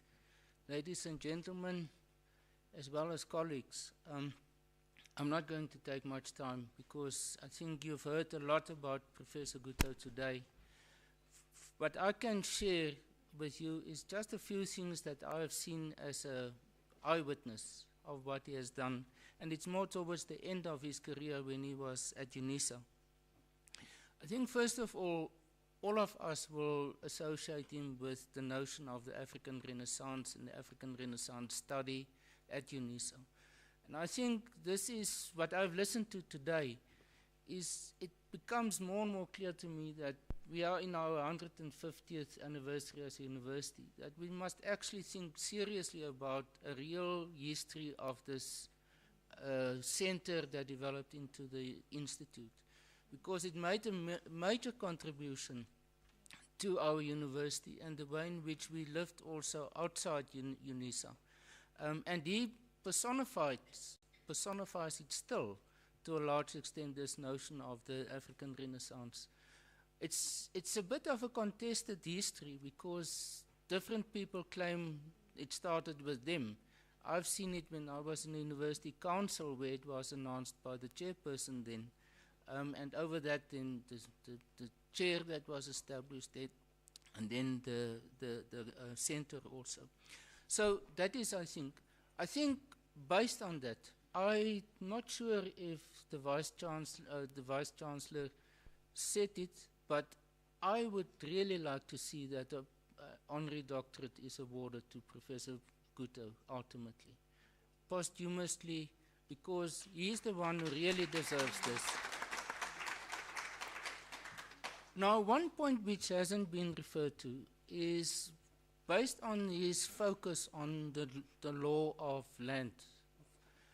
A panel was appointed by Minister Toko Dodisa around about 2005, and it was called PROF. It was the abbreviation of it. I was also part of it, and that is why I witnessed it. The deputy chair was Joe Mathews, the son of next door our ward, Z.K. Mathews, the father of the Freedom Charter. It was a real experience, but Professor GUTTO chaired this. And the panel, the focus, the mandate of it was to look at and to investigate the status of ownership of land by foreigners in South Africa. We concluded it in about 2 years. It went to the cabinet. I was part of that. We presented it to the cabinet. It was approved, but nothing happened. So that is one component of his work that I think still deserves some attention. The next one, which has been said a lot about, is about the training of electoral commissions on the African continent. Initially, again, it was a bit of a contested situation because the money initially came from the Americans. They came to our department. I wasn't very eager to, as a COD, to accept it. And then Professor GUTTO said, well, let's take it. And he made a huge success of it. And I think that is something which needs to be continued. We heard from the IEC about we as a university has an MOU with the IEC to do things like that, and we should certainly continue with that also. Then about South Sudan, you've again heard a lot about that. In our department, political sciences, we were fortunate that one of our colleagues was the person who will possibly appears on the program, John Yu, Dr. John Yu, who later became the first ambassador of South Sudan in South Africa, and then in Turkey, and then a minister, and is still one of our colleagues. He, as well as the Center for African Renaissance Studies and Professor GUTTO, then developed this program for about 5-6 years. It made a massive impact on the future of South Sudan. I was part of the first group that went there a month after the signing of the Comprehensive Peace Agreement to the south, the new site. Juba wasn't ready yet. For more than a week, where we were training the top structure of the SPLM, except for John Garang, who wasn't there. But that was the type of initiative that Professor GUTTO made, the impact that he made. And I think for a country like South Sudan, he later also, as part of that peace agreement, he was a member of what is called the ABC, the Abiy Border Commission. And it was meant to finalize the borders of this particular area between the north and the south, which is still a contested situation at the moment. But it shows the impact that he made on various aspects of, in this particular case, of South Sudan. So I want to pay tribute. I want to say thank you, Professor GUTTO. You affected many, many of us here at Unisa and other places, as we've heard also. So thank you. Thank you also. Thank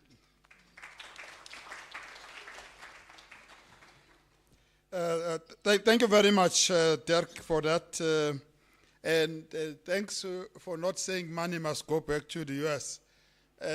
But find out who is able to use this huge amount of money to get a lot of capacity built on the continent. And we're all privileged to be part of the management of democratic elections training program that you referred to. That was a great favor. We have now a man from in South Africa called the Free State. Nothing is free about it, but it's called the Free State. It's fine. And Professor Muckleneuk, who is also interacted with Professor Gutto quite better. Yeah, he's from the Free State, apparently. But some people think he's from the Northwest. He's from the Free State. I insist, VC, this man is from the Free State, but he's not free. He's not free from knowledge. Yeah, please do, my brother. Professor, it's an honor. Thank you, Program Director, and thank you, Madam Vice Chancellor. To the family, thank you as well. And I just want to say to you that I had an opportunity to really work with Professor Gutto when I was appointed as the acting director of the School of Transdisciplinary Research. And when I was there with, or maybe on my arrival at that school, Professor Gutto came to my office at that particular time and he said, young man, actually even before he knocked at the door of my office, I could hear him from the corridors as he was entering, because he had this little voice where he would say, okay, I'm here to see the new director of the school. And then as he entered and he knocked at my office, I said, come in, because the door was opened.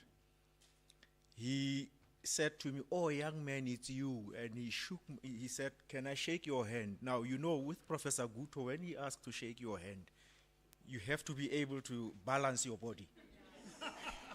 Because the first thing that he does is, yes, young man, and he pulls you. And as he pulls you, if you are not really balanced, you're going to fall. And that was Professor Gutto.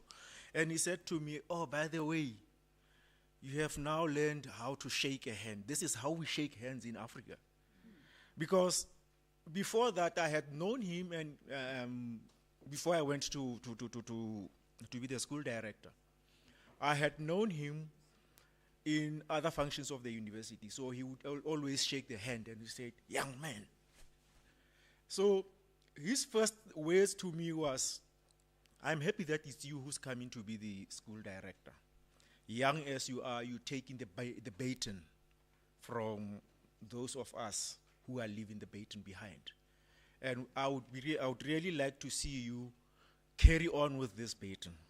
Now, there's something that I want to read in this journal that he established, International Journal of African Renaissance Studies. And it's an article that was written by Professor Gutto. It is titled, Towards a New Paradigm for Pan-African Knowledge Production and Application in the Context of the African Renaissance.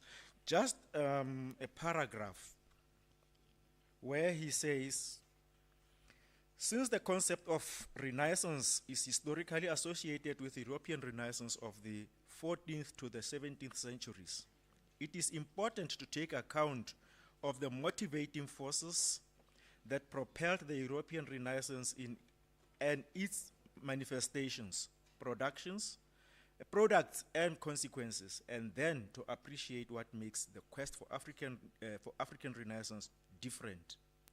One differentiating feature of the past European Renaissance and the African Renaissance that is under construction is that the former was labeled as such by intellectuals only after the event, while the African Renaissance is, from the beginning, proactively driven by a vision and mission.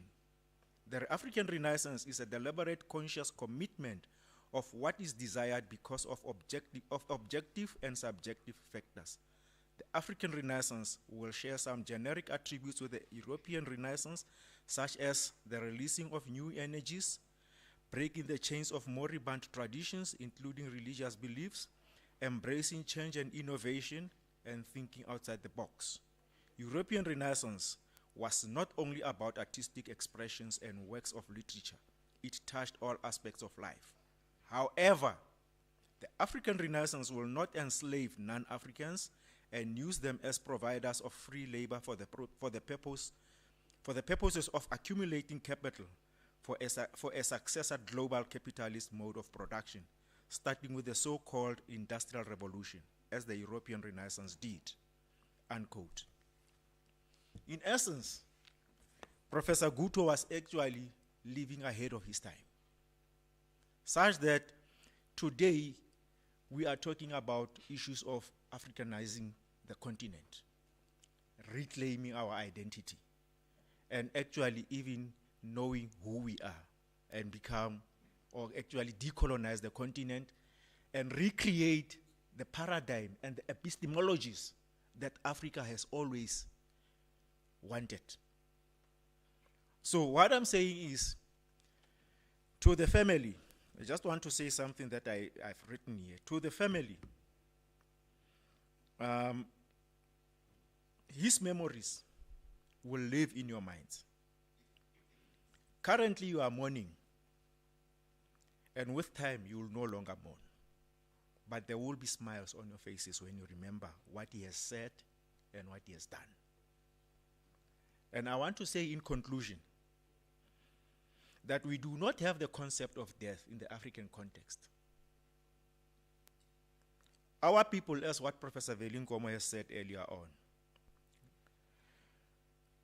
is to understand that life in the context of Africa is never ending. He may be gone, but he is an ancestor, and his life continues to live. And as I said, as you remember him with your memories, you must know he will be living amongst you. Remember the German word or term that is used, Geschichte. Every time you remember someone, that person lives amongst you. And for that, I want to say, go and remember your father, your grandfather, your brother, your husband, to Mrs. Gutto, if she's here, and to the family. Know that he is not gone.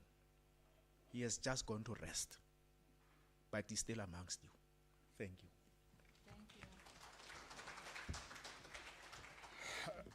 Thank you very much, Professor Madise. You qualify me calling you Mwalimu now. That was huge. There's no concept of death. It is Ngugi wa Thiong'o who talks about the idea of rememberment with a hyphen after re, which is an opposite of dismemberment.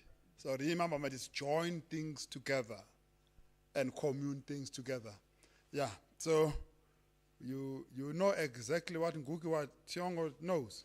Then you are Mwalimu, my brother. Thank you. Thank you, Mwalimu Madisa, from this point onwards.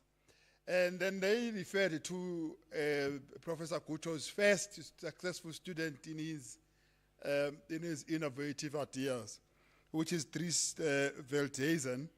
I'm going to invite him before we invite Dr. Ephraim Mabena, who headed the Mutlung African Heritage Trust that he worked with out there in the communities to bring knowledge down to people. Which is why in this thing, we haven't had big terms like methodology, ontology, you know, those ologies. Any ology was not allowed here. Dries, tell us first whether you submitted all his assignment. Please come. All his assignment, and you got a mark fairly. Thank you. Yes, Dries.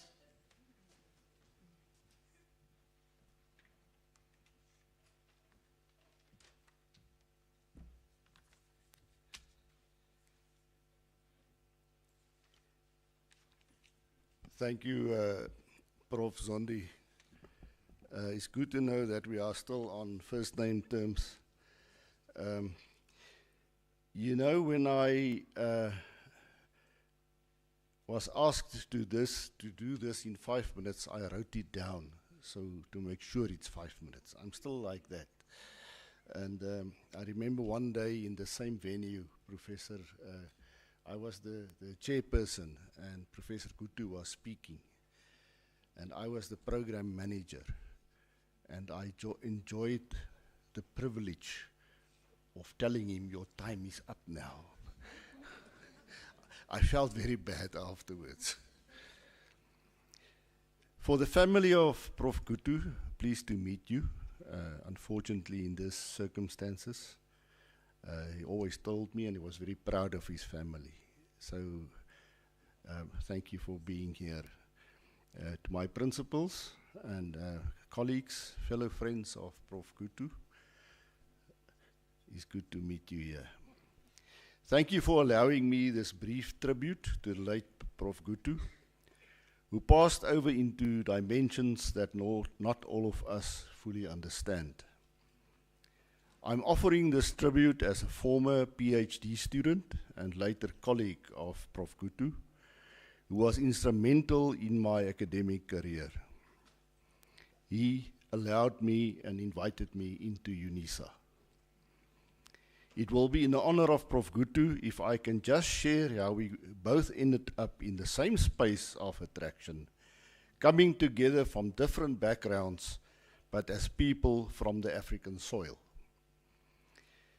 Understanding this supervisor-student relationship is first of all a question of positioning and reflexivity, in the sense that I, as an aspirant PhD and knowledge professional, had an urgent need to question my view of the world and assumptions in a rapidly changing society of the early 20th century. In this endeavor, I was very conscious of my positioning in society, especially my racial identity, but also the self-awareness of my unique knowledge and experience after working and living with diverse cultures in several social spaces in the African continent for many decades.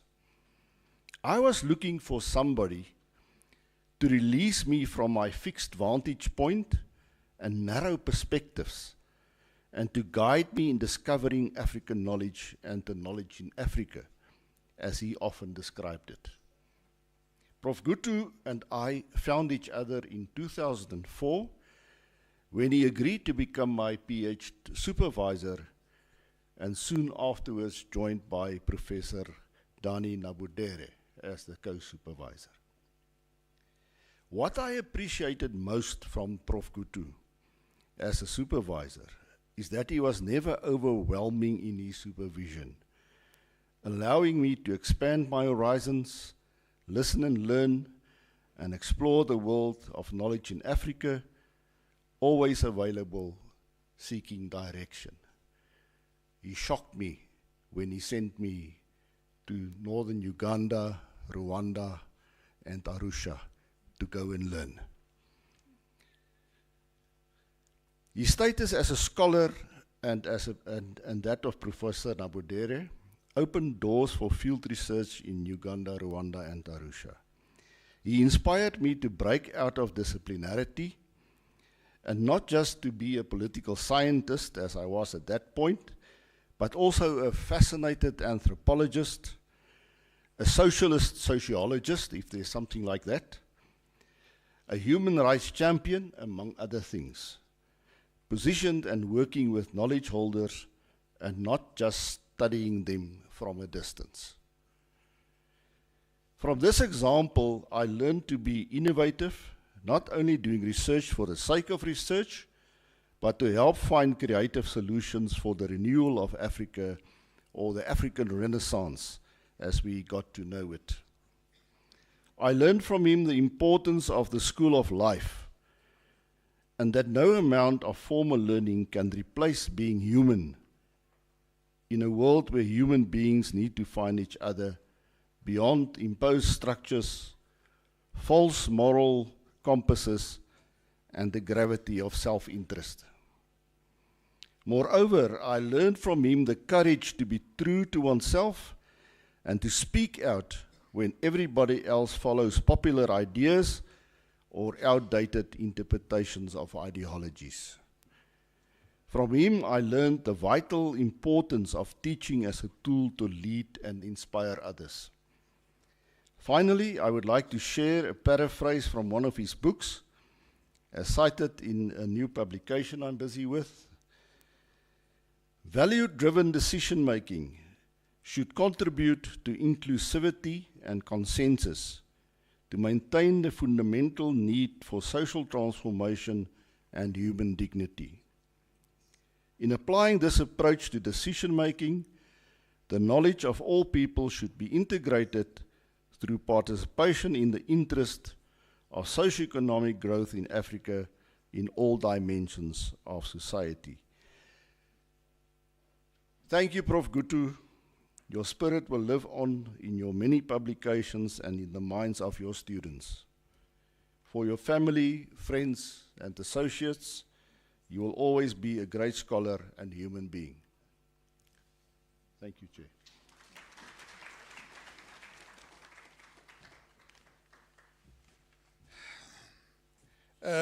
Thank you, student.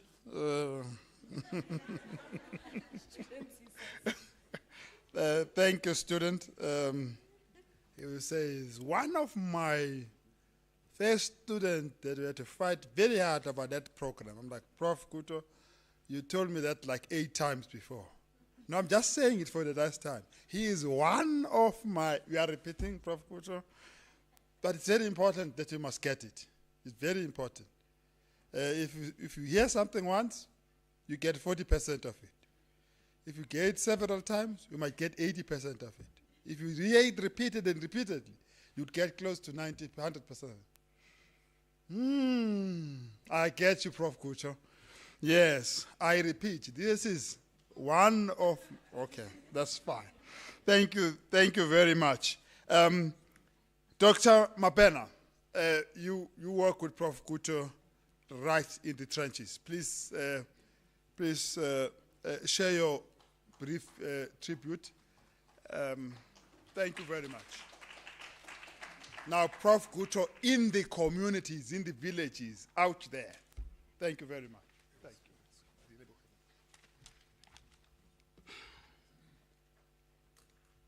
you. Comrades and patriots, I don't know ukuthi ngiqale ngithini. Okokuqala mangiduduze the family kaComrade Gutto. Was a father to me, a leader. I will tell you later, because there was a time we tease each other. Baphathi benyuvesi ngokwahlukahlukana kwabo, ngiyalibonga leli thuba ngiphiwe lona ukuthi masixoxe ngale ndoda esihlengene ngayo la namuhla. Ngibonge kakhulu nezi inkokheli ezikhona la, abomndeni njengoba sengishizo, ama-ambassador akhona. Ngithanda ukusho ukuthi la asikozokhuluma ngomntukazana, sizokhuluma ngeqhawe.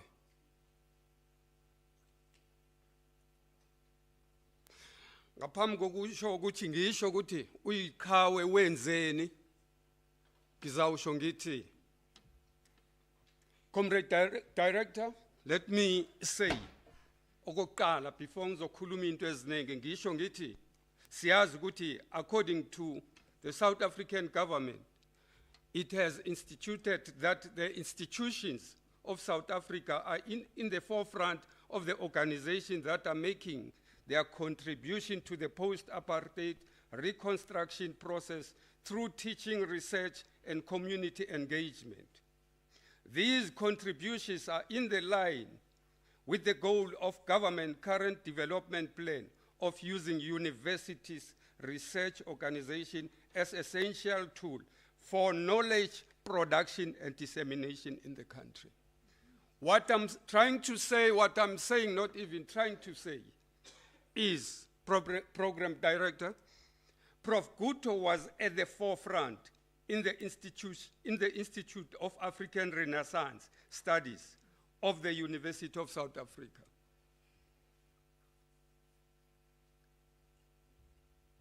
He was making sure that the fundamental principle of the renewal, the reinvention, and the rebirth of African Renaissance knowledge system takes place.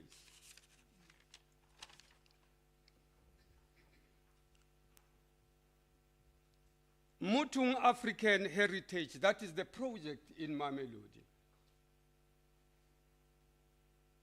became one of the principal pillars of African Renaissance programs on the IKS of South Africa because of Prof. Gutto and his team. As most of you have alluded that he was not working alone. He had a very wonderful team. Prof. Tefu, Prof. or Dr. Mutuahaye, Prof. Mulauzi, and many, many more.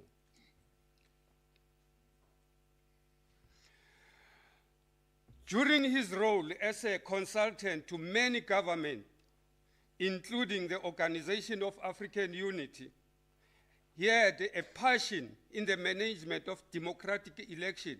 He brought quite a number of students from different neighboring countries in Mamelodi. In Mamelodi.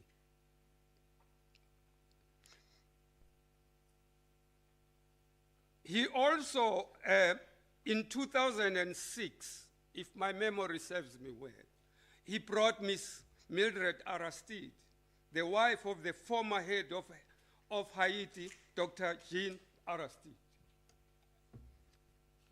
That, just by that itself, yakhuphukisa iMamelodi sidima sakhuphuka.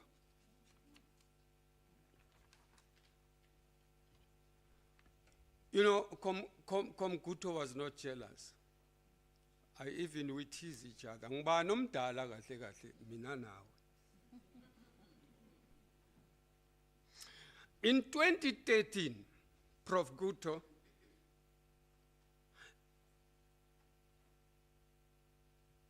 request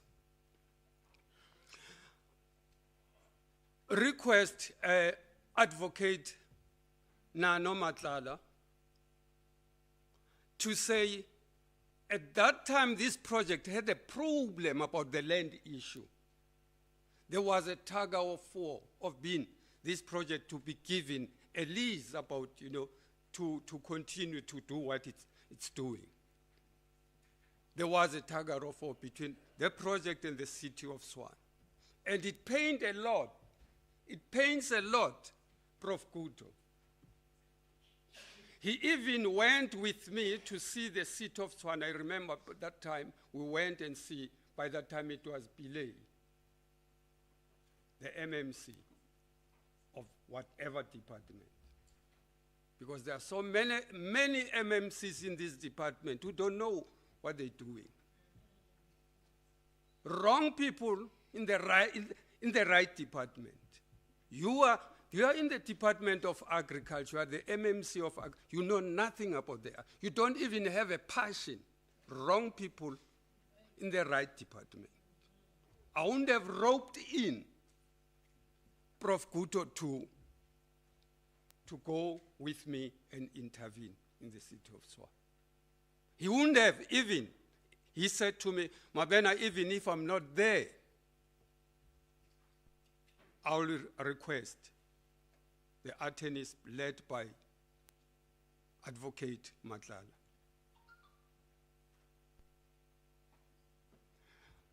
The very same project that I'm talking about in 2013, the Institute for African Renaissance, under the leadership of Prof. Gutto and his team again, the project was able to receive quite a number of equipments, tools, and indigenous plants for the purpose of conservating that area, because the area I'm talking about, it was a dumping site, it was a criminal haven. It took the community of Mamelodi to convert that and rehab, but through this institute and other universities. And I must say that Prof. Gutto was working with a very nice, strong team that understand the African Renaissance. The bad part of, as I will keep on saying, that wrong people in the right departments of the governance. Some people say, "Barkhanti ngaka yas tseba sekgowa." Ke matsitsila.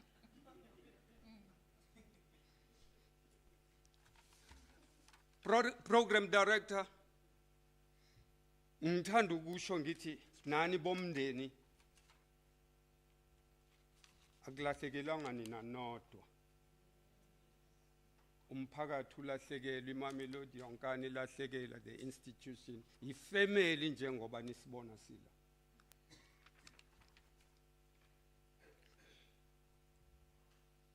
He tasked himself, Prof.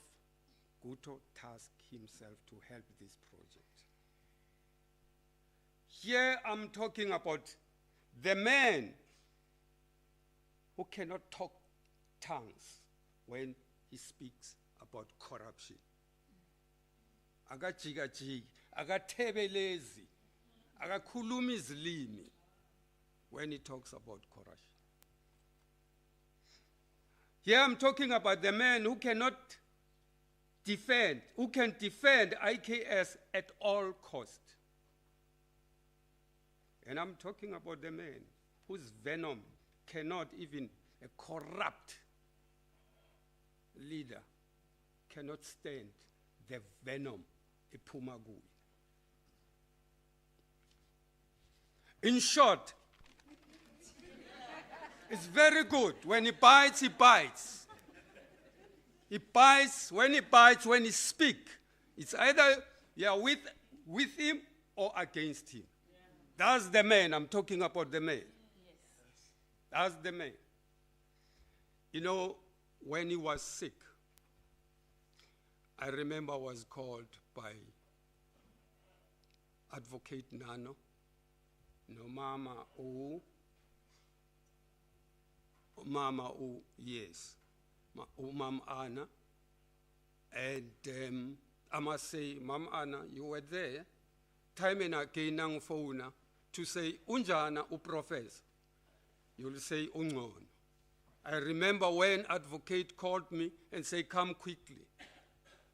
You know, if you are a doctor, you are a Western doctor or you are a traditional doctor, when a person is sick, you run like a small boy. You sometimes even forget some of the equipment and the medicine. I had to call on my wife and say, let's go and see Prof. Gutto. But I don't know what to take. I'll take, all my medicine. I went there and I found Prof. Gutto. He was lying in his bed. And I used to say, Prof! He said, Mabena, are you here? I said, no, you're going nowhere. You're going nowhere. You're going to be okay. Prof. Gutto, the voice was now becoming okay as we speak. He said to me, what is it that you brought for me? You bought for me? I said, Prof, I might have Imbiza in a bottle, but I have two medicine. One medicine is the medicine that you will orally take, drink it. And the other medicine, it's in a form of advice. That one, you don't drink it, you don't smear it on your body. It's in a voice, it's in a form of advice. He said, yeah, you advise, Mabena. I said, drink this medicine. He took the medicine. He said, give me the second medicine. I said, Prof, You are so intelligent. And that intelligence here, that is inside you. This software that you have, nobody has it, this software. This software, you're doing things, you talk things that no anyone can do. That you are gifted, my brother. And that advice I'm going to give it to you is to please, should it happen that you are able to stand up, you are back on your feet, please go home. Go and touch the soil where you come from and acknowledge those people who gave you this software. And indeed, Prof. Gutto was able to stand up program director, and he was able to go home. So sithi umuntu akafanga sithi ulele ulithonga kithi. I've learned a lot from him. Uyishilo induku emqubeni ngiyazi ukuthi engiyosala nako bakhona. That is the sign and that is the wish that institutions must produce leadership like Prof. Gutto and Prof. Tepfu, advocates and so forth. I thank you. I thank you. Sitagwethanga ulingethanga.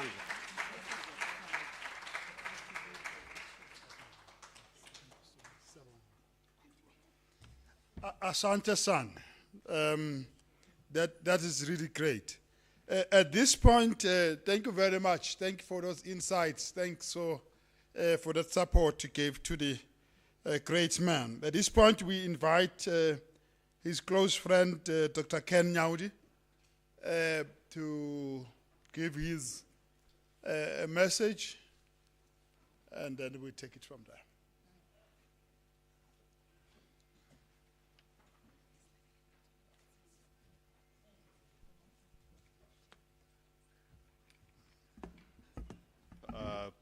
Prof. Zondi, thank you very much.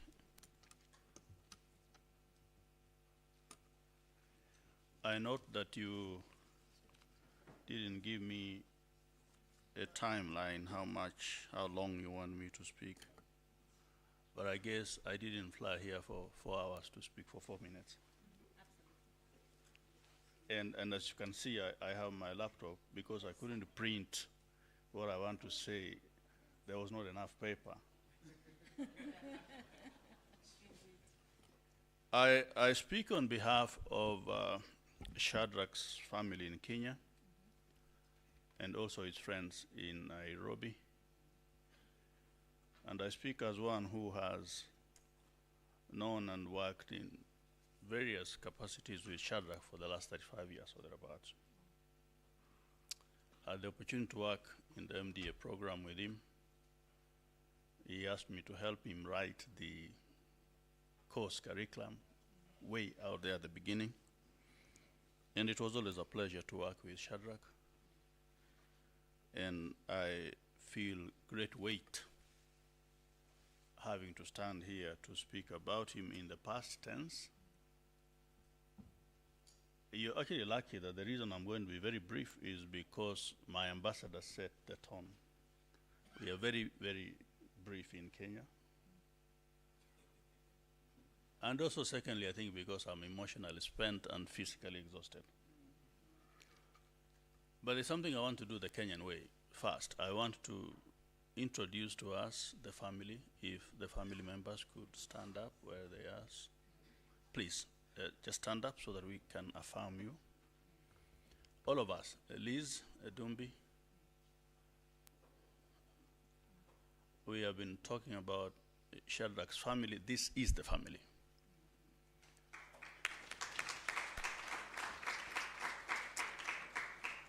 I want to, you may take your seats, I want to affirm with special commendation Annie, and if you could please stand again. And Annie is the one who has taken care of SHADRACK through his moments of illness, speaking to all of us every time SHADRACK needed something. And we want to pray for you that the Lord may keep you. and we thank you for being very strong for all of us in our absence. You may sit.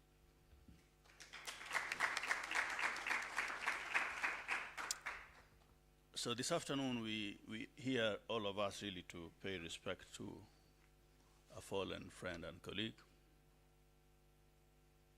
We recognize that for Shadrach, the curtain has fallen. The theater of his 72 years has come to a close.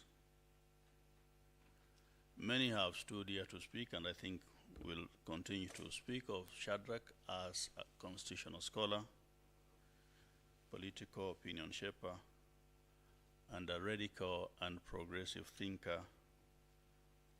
But there is another Shadrach I want to speak to his children about. Shadrach, the man that was focused, committed,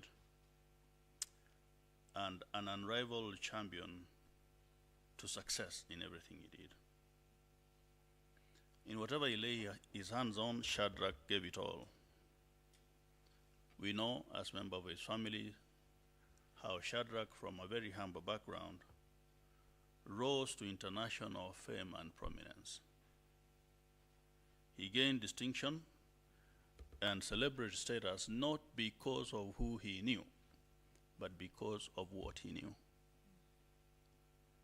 and believed in. This is the legacy that he bequeaths to you, Kazi, Pambana, Dumbi, Malaika, Nuru, Kutso, Kenya. This is the Shadrach that we knew in a personal way.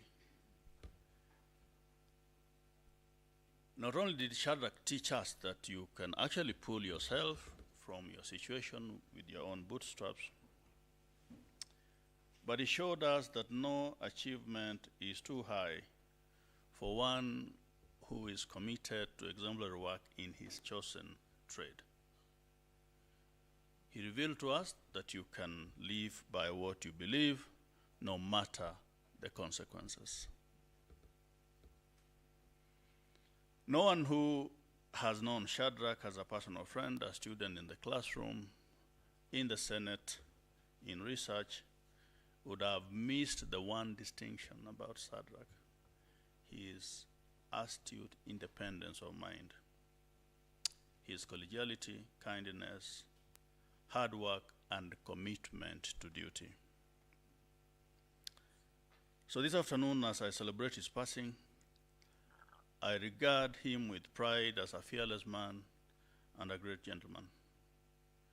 By his death, the African continent is robbed of a brilliant personality, and I mourn a very dear and a dependable friend. I want to read a few paragraphs also given to me by my friend Nano Matlala, Senior Counsel. We all know Nano in this room. Nano, please just, that's the much you can do. Nano has asked me to read his message, which he wrote himself, because he's extremely distressed and is not able to present it. He says, one cannot tell a story about Otuori Gutto because he was a story himself. Otuori Gutto is a legend because he is not dead. Like Che Guevara, he is not dead. Liberators don't die, they live forever. Similar to all revolutionaries such as Amilcar Cabral, Gutto told no lies. He unapologetically worshipped the wretched of the earth. He despised the puppets of post-colonial revolutions such as the psychiatrist Frantz Fanon. But since Gutto joined these revolutionaries, Nano writes, I have received powerful messages of comfort from those who knew of my Siamese twin relationship with him. But for these messages, I am heartbroken, distraught, and inconsolable. I will be remiss if I fail to mention two of these messages. The longest serving member of our parliament sent me this message. He said, "We have lost someone who brilliantly explained our constitutional democracy." The first premier of democratic South Africa wrote to Nano, he said, "How sad, a towering personality and intellectual of note. He didn't suffer fools or crouch in the face of political malfeasance. Rest in peace." Shadrack's obituary is manifest evidence that revolutionaries don't suffer fools and political malfeasance. Shadrack, I am grateful that 9 years ago you listened to me when I advised you to ignore the then Deputy Minister of Military Veterans who announced that you should leave South Africa because you were not born here. Unbeknown to him, you are a naturalized South African. He forgot that revolutionaries are defended and protected by the masses. Otori Gutto was a revolutionary and Pan-Africanist of repute. I, together with him, were founding members of the South African Renaissance chapter, which gave birth to the Unisa African Renaissance Center. Farewell, my dear brother. Thank you very much.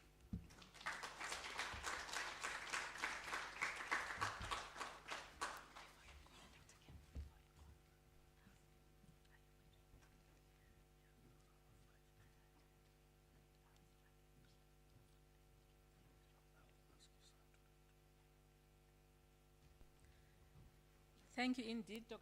Ken. You know, as South Africans, we forget that we shared him with yourselves back home. Because of the longer time he spent with us towards the end, we tend to forget that he had a long life prior to his joining South Africa and being amongst us. It is therefore quite somber when we hear from those who knew him much longer than we did. And the families here. I guess we get to the more somber part of the program. We have considered that given the time frames, we are hopelessly out of time, that we suggest to the family, if it's acceptable, that the recorded messages we send to yourselves to watch at leisure. Thank you so much, Mayor. We really appreciate your generosity of spirit in that regard. Professor Gutto died empty. As Dr. Miles Monroe made this famous speech that he wants to die empty. And by that he meant all of whatever he had in him to give, he has given. All the books, he wrote the books, he gave the speeches, he supervised students, he contributed to curriculum, he did everything that was within his power to give and to be able to bestow on the rest of us. In that regard, in the words of Dr. Miles Monroe, he emptied himself of all the offerings that were within him that he was capable of giving, and therefore died empty. We therefore now move to the program, part of the program where we'll ask for tributes from the family. May I ask all the following persons to join us on stage and take your turns as you give the speech. Miss Elizabeth Miasek, please excuse my pronunciation. I can already tell I'm not pronouncing it properly. Mr. Dumbi Lolik, Mrs. Riki Minyuku, and the daughters Malaika and Nuru. And we also have a recorded message that will play immediately after you speak. May I request the family to join us? Thank you. And Dr. Ken has already apologized that because he has to take a flight in Cape Town and needs to leave the building the next 10 minutes, he's not able to read the obituary. However, he has asked the son of Professor Gutto to do that on his behalf.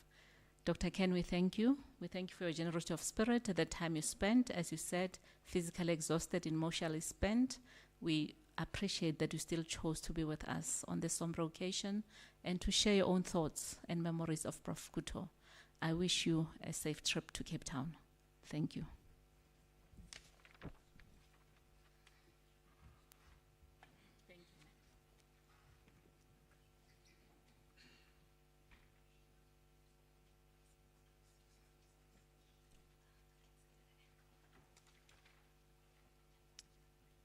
Thank you very much. My name is Dr. Elizabeth Messick. I'm the niece to SHADRACK GUTTO. And I want to thank Unisa for this undertaking. The family in Kenya greatly appreciate your gesture. We, as a family, are very grateful for you hosting the memorial on his behalf. Thank you very much. And I also want to thank the committee that coordinated this event. I want to thank Esther Alfred, whose dedication to coordinating this event was unwavering. Thank you very much for your dedication. And I want to thank Annie for taking care of Prof in his last days. Thank you, Annie. The family in Kenya are indebted to you. They asked me to let you know how much they appreciate you as a person, your support, and your caretaking. I also want to thank Nano as a brother to Prof. During COVID, Prof was in Kenya with me. Nano sent him there. And we were able to spend time together. So when Dr. Where is he? Said he came home, yes, Nano sent him home, and I made sure he spent time with the family. That Christmas, we had the best, the whole family was together at my house, and he was able to talk to them. Funnily enough, my uncle spoke 3 languages. He spoke English, Kiswahili, and then Kisi. For some reason, he assumed he did not understand or speak Luo. My grandfather, who is his father, had 3 wives. Some of them were Luo. But my uncle assumed, so if you did not speak any of the 3 languages, he pretended like he needed an interpreter. I always teased him. So I would say something about him in Luo, and I see how he'd react. And I say, I got you, because he would give me that look, because I know he understood. When my uncle left for exile in the 80s, he left me in his house. So him and I have had a history for a very long time. He was my favorite person. He gave me the vision, he opened my eyes, and he let me understand that the world was bigger than where I was born. And that opened my eyes to also look further and beyond. So when he left me in the 80s, when they tried an abortive coup, which I'm sure Ken is familiar with, he never told me he was not coming back. So I waited for him for a month. He never came back. He used to go on trips very often and came back. But this time, for a month, he never came back. So I went to his friend and asked, so, what is happening? Then they told me, your uncle is not coming back. I was not too tuned to politics at the time. I was too young to be tuned to politics. Then they gave me the history. And the next I would meet him was in Zimbabwe in about 1986, when he bought me a ticket to go visit him in Zimbabwe. And then they crowned me, that's when I was crowned the comrade. Ben, who I think became the Chief Justice of Zimbabwe at some point, was one of the comrades. And after that, we continued interacting.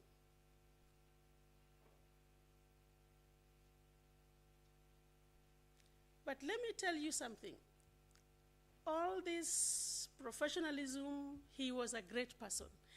But as an uncle, my uncle was soft to a fault. He could not kill a fly. He could not kill a fly. He was soft to a fault, and Nano knows this. When I told my children that they call him Babu. Babu means grandfather. Babu died. He said, what? Then one of them said, you know, Mommy, I have to tell you, Babu always gave us gum, chewing gum after dinner, but we couldn't tell you because when Babu is there, you don't matter.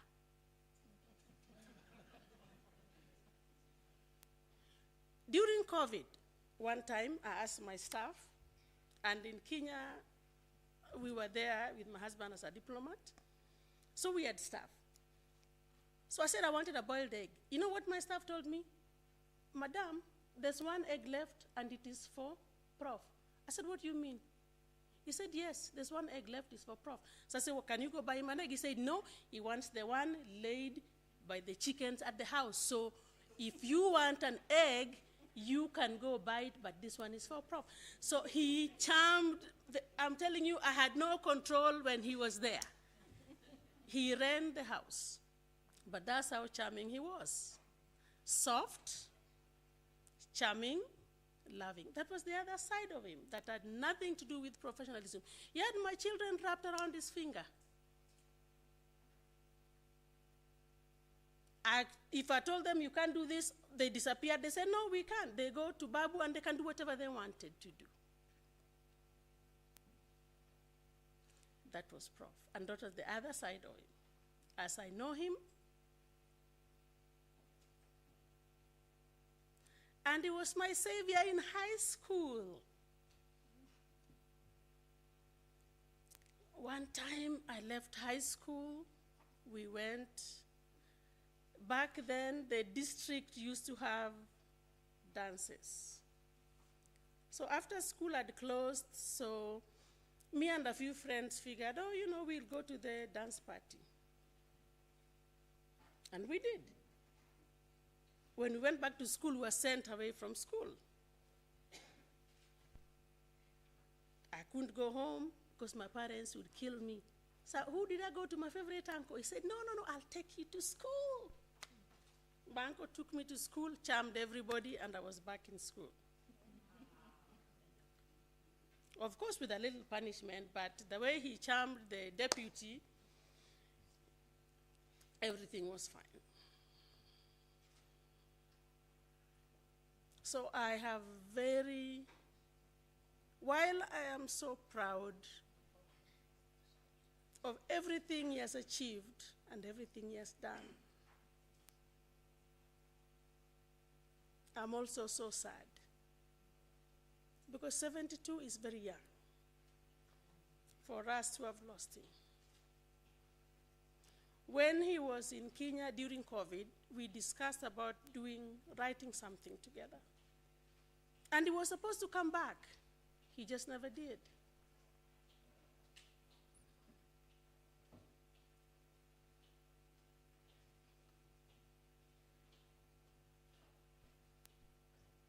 He just never did. And he never will. But the family want to let you know that for those who have joined us, we are grateful for your support. Thank you very much. Yes, you did know a great person, a great man, a professional, a good uncle, charming, very loving,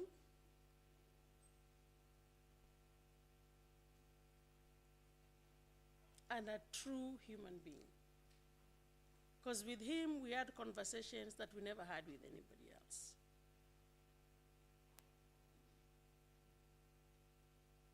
Thank you very much, and we all appreciate it.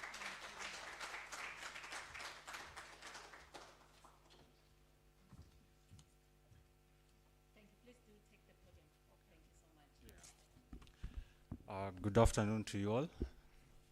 Yeah. Okay, so I'm going to read the obituary. So today, the academic and legal community lost a distinguished scholar, a dedicated advocate for human rights, and a erudite Pan-Africanist. Professor Shadrack B.O. Gutto was born in 1951 to Penina Achola and Ismail Gutto at Tabaka Hospital in Kisii, Kenya. He leaves behind an enormous legacy in his pursuit of justice. His journey was adorned by exceptional achievements that made him the intellectual that he became. From a young age, his teachers could not miss his brilliance and innate talents. He was able to hold the fort when his father departed, when he was very young. After primary school and a brief period of study at Homa Bay Secondary School, he moved to Mombasa, where he continued his education. And as a university student, in 1975, he obtained his LLB with honors from the University of Nairobi. I'm also an alumni of the University of Nairobi. He then went on to earn an MA in law, diplomacy from the Fletcher School of Law, as well as diplomacy, Tufts University, USA. That same year, he was awarded a postgraduate diploma in international and comparative law of human rights in Strasbourg, France. In 1993, he was awarded a PhD in the sociology of law. He published his doctoral thesis, Human and People's Rights for the Oppressed, Critical Essays in Theory and Practice from Sociology of Law Perspectives. Following his successful dissertation defense, he sought to spread his intellectual horizon to influence Africa and the diaspora with his informed and much loaded contributions. So, like several geniuses and Pan-Africanists, he dedicated his scholarship to the growth of the continent. He enriched African governments with his acute contributions in the academic and legal fields. This became pronounced in South Africa as well. Committed to the cause of a meaningful African independence, he returned to Kenya to mentor students. His proteges and faculty remember him as a great academic leader who served as a research fellow at the Faculty of Law as well as the Institute of Development Studies at the University of Nairobi. He is still remembered as a steadfast legal activist at Kituo cha Sheria, which provided free legal advice for the workers, students, and the public. Always energetic, he produced content for a legal education radio program and was instrumental in foundational debates on the future of Kenyan legal studies. Unfortunately, his academic career was halted unceremoniously as the government hounded critical change agents. He was forced into exile along with several others. Thus, his life started outside his motherland. During the period he was in exile, he resided in several countries, including Austria and the United Kingdom. He held his torch all the corners that he occupied. In London, he helped establish a committee for the release of political prisoners in Kenya. He built bridges as he shared his dream and intellectual thought throughout the diaspora. Professor Gutto arrived in Zimbabwe in 1983 and resided there until 1988. In Zimbabwe, he was a lecturer in the law faculty at the University of Zimbabwe. He supervised numerous graduate students, and it was also here that he became the founding editor of the Zimbabwe Law Review in 1985. In its first publication, he wrote, "Thus Zimbabwean legal scholars face an agenda demanding, at a minimum, the study and awareness of the legal dimension of, on the one hand, the articulated democratic demands of a liberated majority for justice, health, education, housing, employment, and an end to poverty and dependence. And on the other hand, the equally articulate if less rhetorical, claims of a powerful minority as the first priority for the retention or the minimum transformation of the capitalist economy. The legal dynamics of this contradiction must be analyzed and understood in the light shed by scholars using a wide variety of perspectives. In 1988, while still a person non grata, he sought asylum in Sweden, and he stayed there for most of his time. In 1989, in a refugee camp for political asylum seekers. Having been granted asylum, he began his doctoral studies at Lund University. From 1990 to 1994, he was a senior human rights research and teaching fellow at Lund and a guest lecturer at Uppsala University, teaching political economy, food, and health in developing countries. During this time, he organized international conferences whose focus was on the promotion of human and popular democratic rights, land rights, and South dialogue. In 1994 to 2003, he served as an associate professor in the law faculty of the University of Witwatersrand. That's how it's spelled. Yeah, thank you. He taught courses ranging from constitutional, family, environmental, post-apartheid family, and human rights law. He held the position of acting deputy director at the Center of Applied Legal Studies from 1995 to 1998 and deputy director from 2000 to 2001. Professor Gutto was also appointed deputy director for external affairs and frequently appeared in the media sharing thoughtful commentary on various political, legal, and social issues. As evident above, he played numerous roles in which helped transform the university structure. He led research programs as he served in journal editorial boards.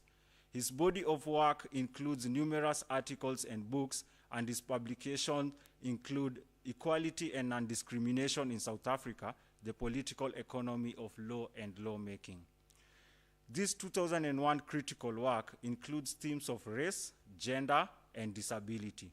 During his tenure at the University of Witwatersrand, he played a crucial role in crafting the Department of Justice's foremost political document, the Justice Vision 2000.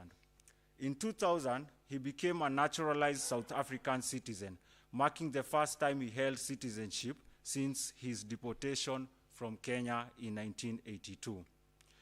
In 2003, he will begin his 8-year tenure at the as the Distinguished Full Professor, Chair Director of the Center of African Renaissance Studies, later to be known as Institute for African Renaissance Study at the University of South Africa. As a founding head, he built CAS with vigor and founded the renowned accredited journal, IJAS. Further, CAS hosted several brilliant research fellows who helped him enhance his scholarship and spread his vision. On retirement in 2017, he became an emeritus professor and he momentarily moved to Kenya. He was thrilled to regain his Kenyan passport, for this accorded him time to visit compatriots and attend family function he missed over the decades. He also enjoyed his time at Laikipia University, where he was visiting professor at the Center for Human Rights. He published critical articles emphasizing the COVID-19 pandemic as well as political and economic commentary. Professor Gutto passed away in South Africa in October. Many will remember his familiar face on electronic, print, and digital media. They would also miss his insightful analysis. Yet, his mentees and colleagues will continue his legacy. May he rest in eternal peace.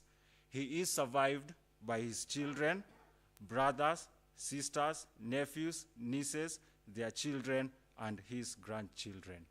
Thank you.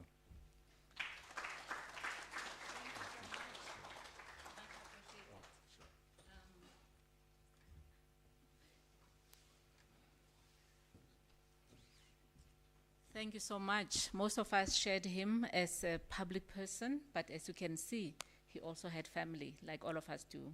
And so we really appreciate that, the messages that have been received. Let me also acknowledge, after she spoke, May Elizabeth earlier. Thank you. And now, thank you. We move to listening to the children and their mother.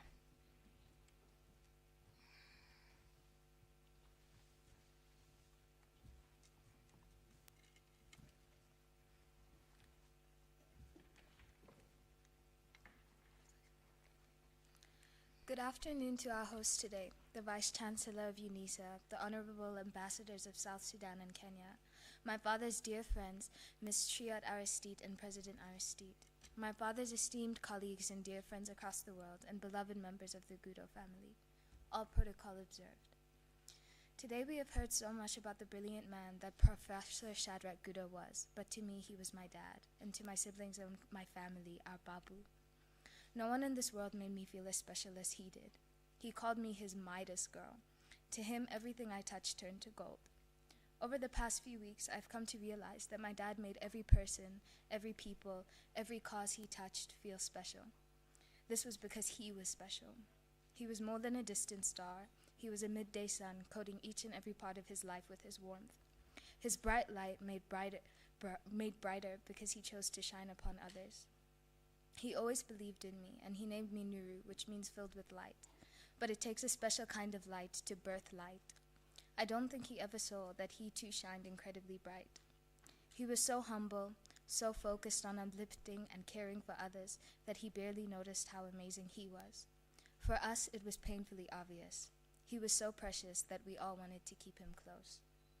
Everyone in this room and many others in the world have experienced a bit of Dad's light. His intellect, his kindness, his humor, and more. His light was gorgeous and bright, but it was fragile in all its might. It is very hard to consider letting him go. Just like the sun, I hope he remains our closest star and continues to guide me. Thank you.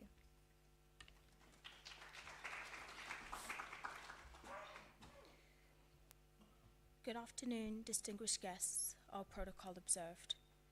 Many of you would have experienced my father's great intellect and advice. What I loved most about him is that he was a great listener. He always took the time to hear about our lives and interests. He was a great source of encouragement and comfort. He remembered important details and would make notes of the stories he heard from us. It feels like he spent a lot of our time together, listening to us. I only realized this as we received an outpouring of tributes and memories from the many people he touched around the world. The stories that you have shared with us have shown us many different aspects of our father and enriched our understanding of the role that he has played. I'm grateful for your generosity in sharing your memories and stories. I am deeply conscious that his legacy lives in me and in all of you. For you, every memory is a reminder to carry on the work of building a just world and a renewed Africa rooted in democracy and human rights. For me, every memory is a reminder to stay courageous and bold in my life's journey. My siblings and I are committed to keeping our father's legacy alive. There are many more lives that can be touched through accessing his writings and work. We also want many more to catch a glimpse of the complex and amazing man behind his archive.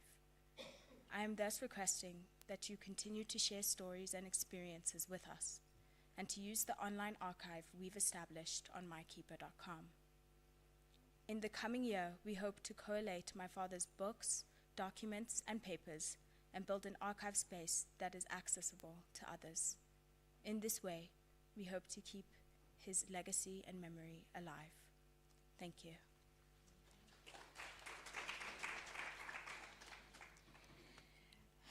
Good afternoon, distinguished guests. Thank you so much, Professor Zondi and Doctor, for holding such a beautiful space today. And we are very pleased to be here in celebrating the life of Professor GUTTO. Pleased to be here, standing together with the family.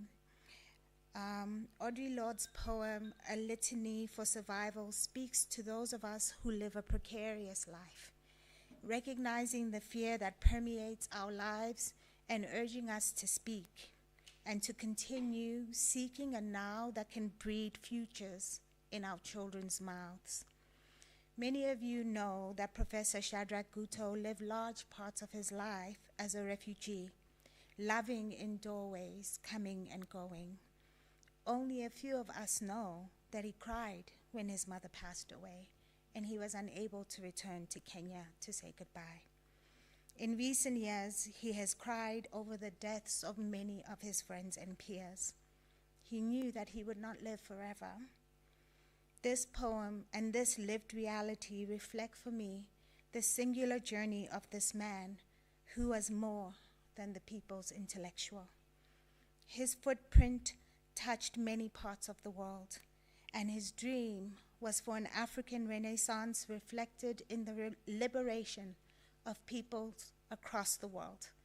People in Palestine, people in Haiti, people in Sudan, people in Eritrea, people in Zimbabwe, people in Kenya, and people in South Africa.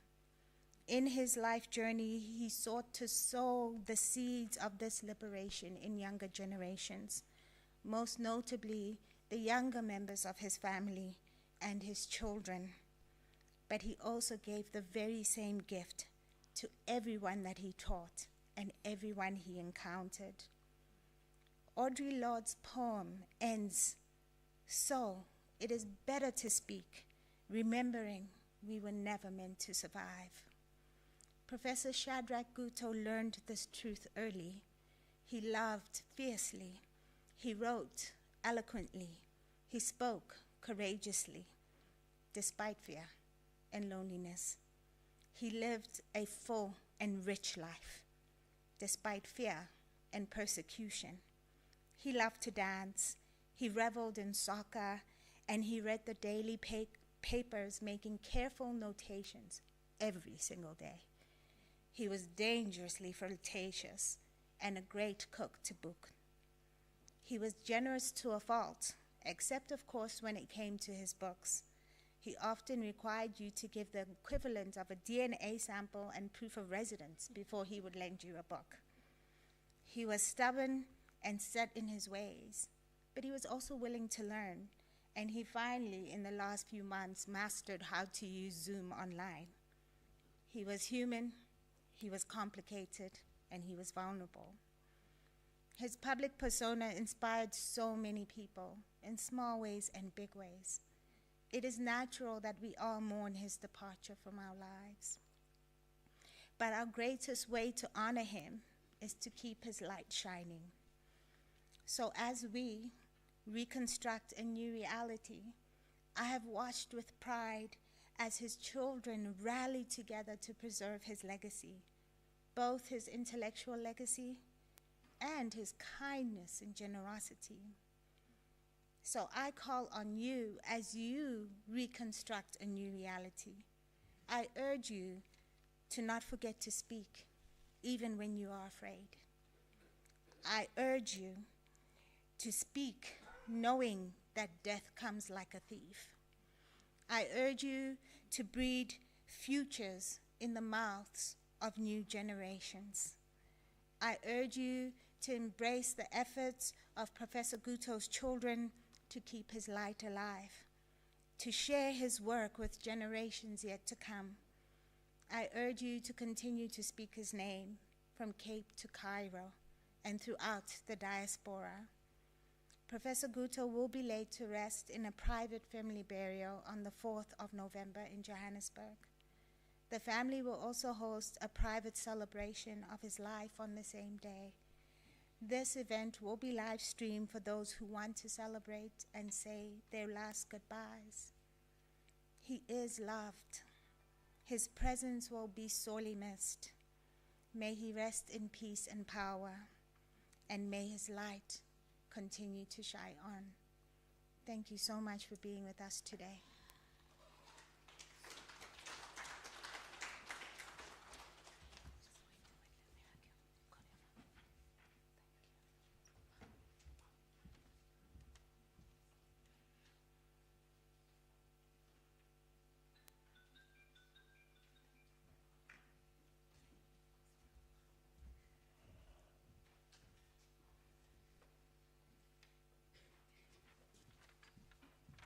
Whew, that was sombre.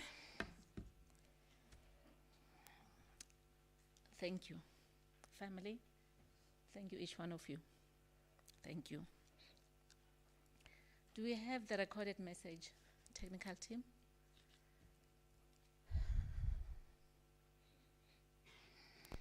Good afternoon, distinguished guests, dear family, and friends. We are so sorry we are unable to be there in person to grieve and to celebrate our father with you.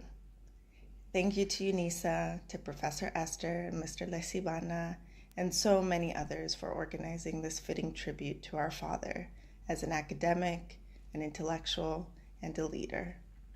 Since his passing, we have received so many notes, tributes, reminiscences, and condolences. It has been an honor to learn more about his life, his work, and his impact through the stories of so many people who interacted with him. We're here to speak to another role SHADRACK GUTTO held for over 35 years that was certainly less public than the other roles he played, that of a father. Our father brought a certain erudition to his parenting style, coming up with theories of the best order in which to eat food. Rice, then peas, then meat, then a sip of juice. He was often playful, but even as grown-ups, he never missed the opportunity to tell us that sweets are bad for your teeth. Perhaps one of our favorite stories of our father as a father is the story of how he added a children's book to his long list of publications. How many people can say that their bedtime story is available in a library or bookstore? Dad figured out how to add to the gaps in the literature in that critical time of parenting, bedtime. He wanted to find a story to tell us that was rooted in an African landscape and tradition, a story that spoke to the ability of the seemingly weak and downtrodden to take on the powerful through strategy, love, and collectivizing. He had to come up with his own story. This was the story of the fish Big Eat Them and Mama Saved Them. It's a story that shows a mother fish using her intelligence to curtail the abuses of a bully, to protect her children, but also, importantly, the community at large. Before this story was shared with the world, it was told to us while we were preparing to sleep. As it was an oral story, it changed every night to reflect the new lessons he wanted to impart, and we can tell you that every iteration made us laugh. Perhaps these bedtimes were some of the times he planted in us deep ideals of fairness, of using one's wits, and hard work in the service of others. He was always encouraging our scholarly endeavors, encouraging us to strive in our formal education and to pursue a life of learning. Dad really believed that a better, more just world was, and indeed is, possible, and that all of us should contribute to making that a reality. If he were here today, he would be relaxed and charming, and he would exalt all of us to speak out for justice and to be in service to each other. We will always remember our father this way, and we hope you will too. Thank you, and amen to that. I would love to call Professor Esther Sebitosi, Kibuka Sebitosi. There's a special item she will render for the family. Professor Esther worked at the Center for African Renaissance Studies all those years back when they incubated us as the institute and now the school. Professor Sebitosi.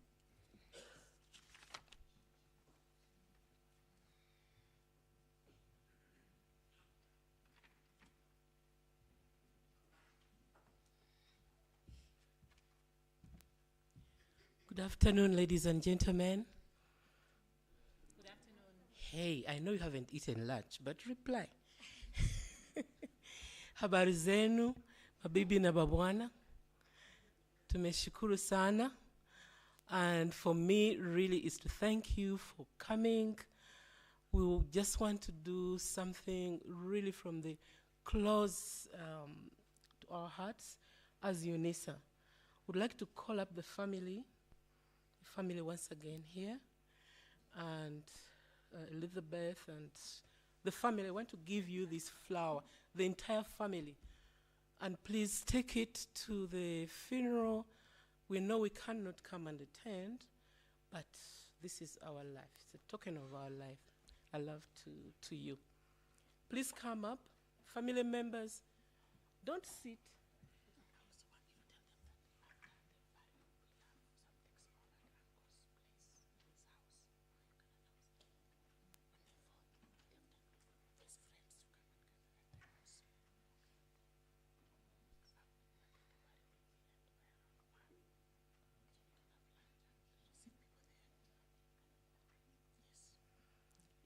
Yes, ladies and gentlemen, I have been given special request for you friends and students and everybody who is here, that after the funeral on the 4th, the private family function, there will be lunch at Professor Gutto's house.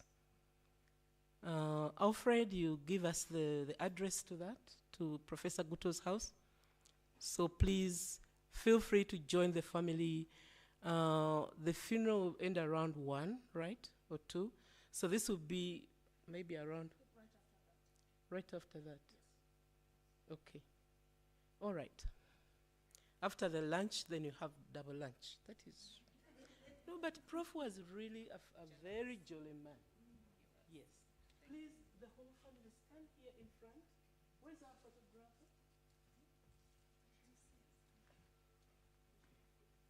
Please stand here. Where are the family?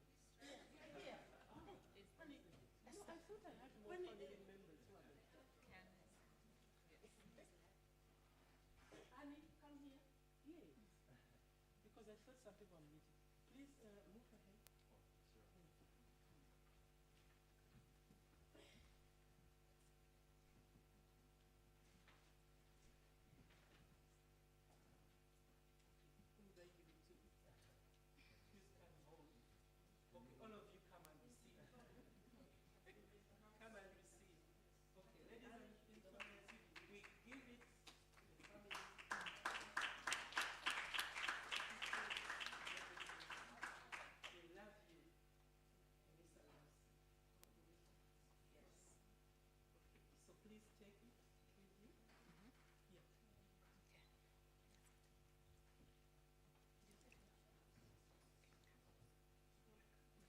Thank you, Professor Esther.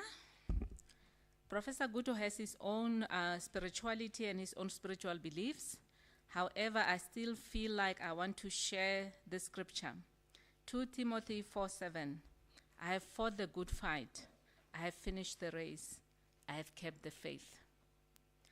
And this, I believe, is quite fitting for someone like Professor Gutto. I would love to call Professor Tefo to the podium to give us the vote of thanks.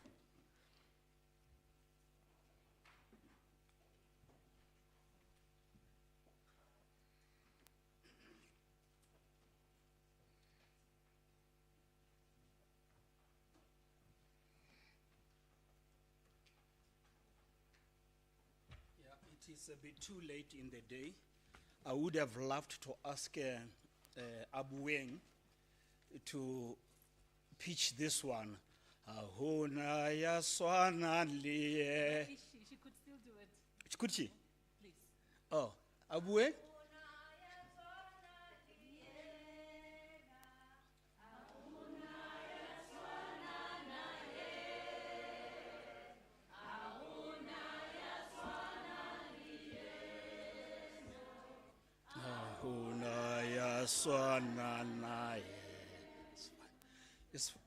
It's fine, Abuem, because I think it's too late in the day. It's too late in the day, but I deliberately chose that one because this was Professor Gutto's PA. All protocol observers. I don't have to go there and repeat what has been said. But she was also a delinquent, that lady, together with another one called Kholane. Many things have been said. But that one and the PA called Kholane, they knew how Shadrach liked dancing. And that one and Kholane could set the stage at 9 o'clock in the night, and Gutto will go down and sweat. And I would say to him, right in the heart of Accra, in the heart of Gaborone, in the heart of Dar es Salaam, He always had his own CDs in the pocket, and they knew the right time to set him on.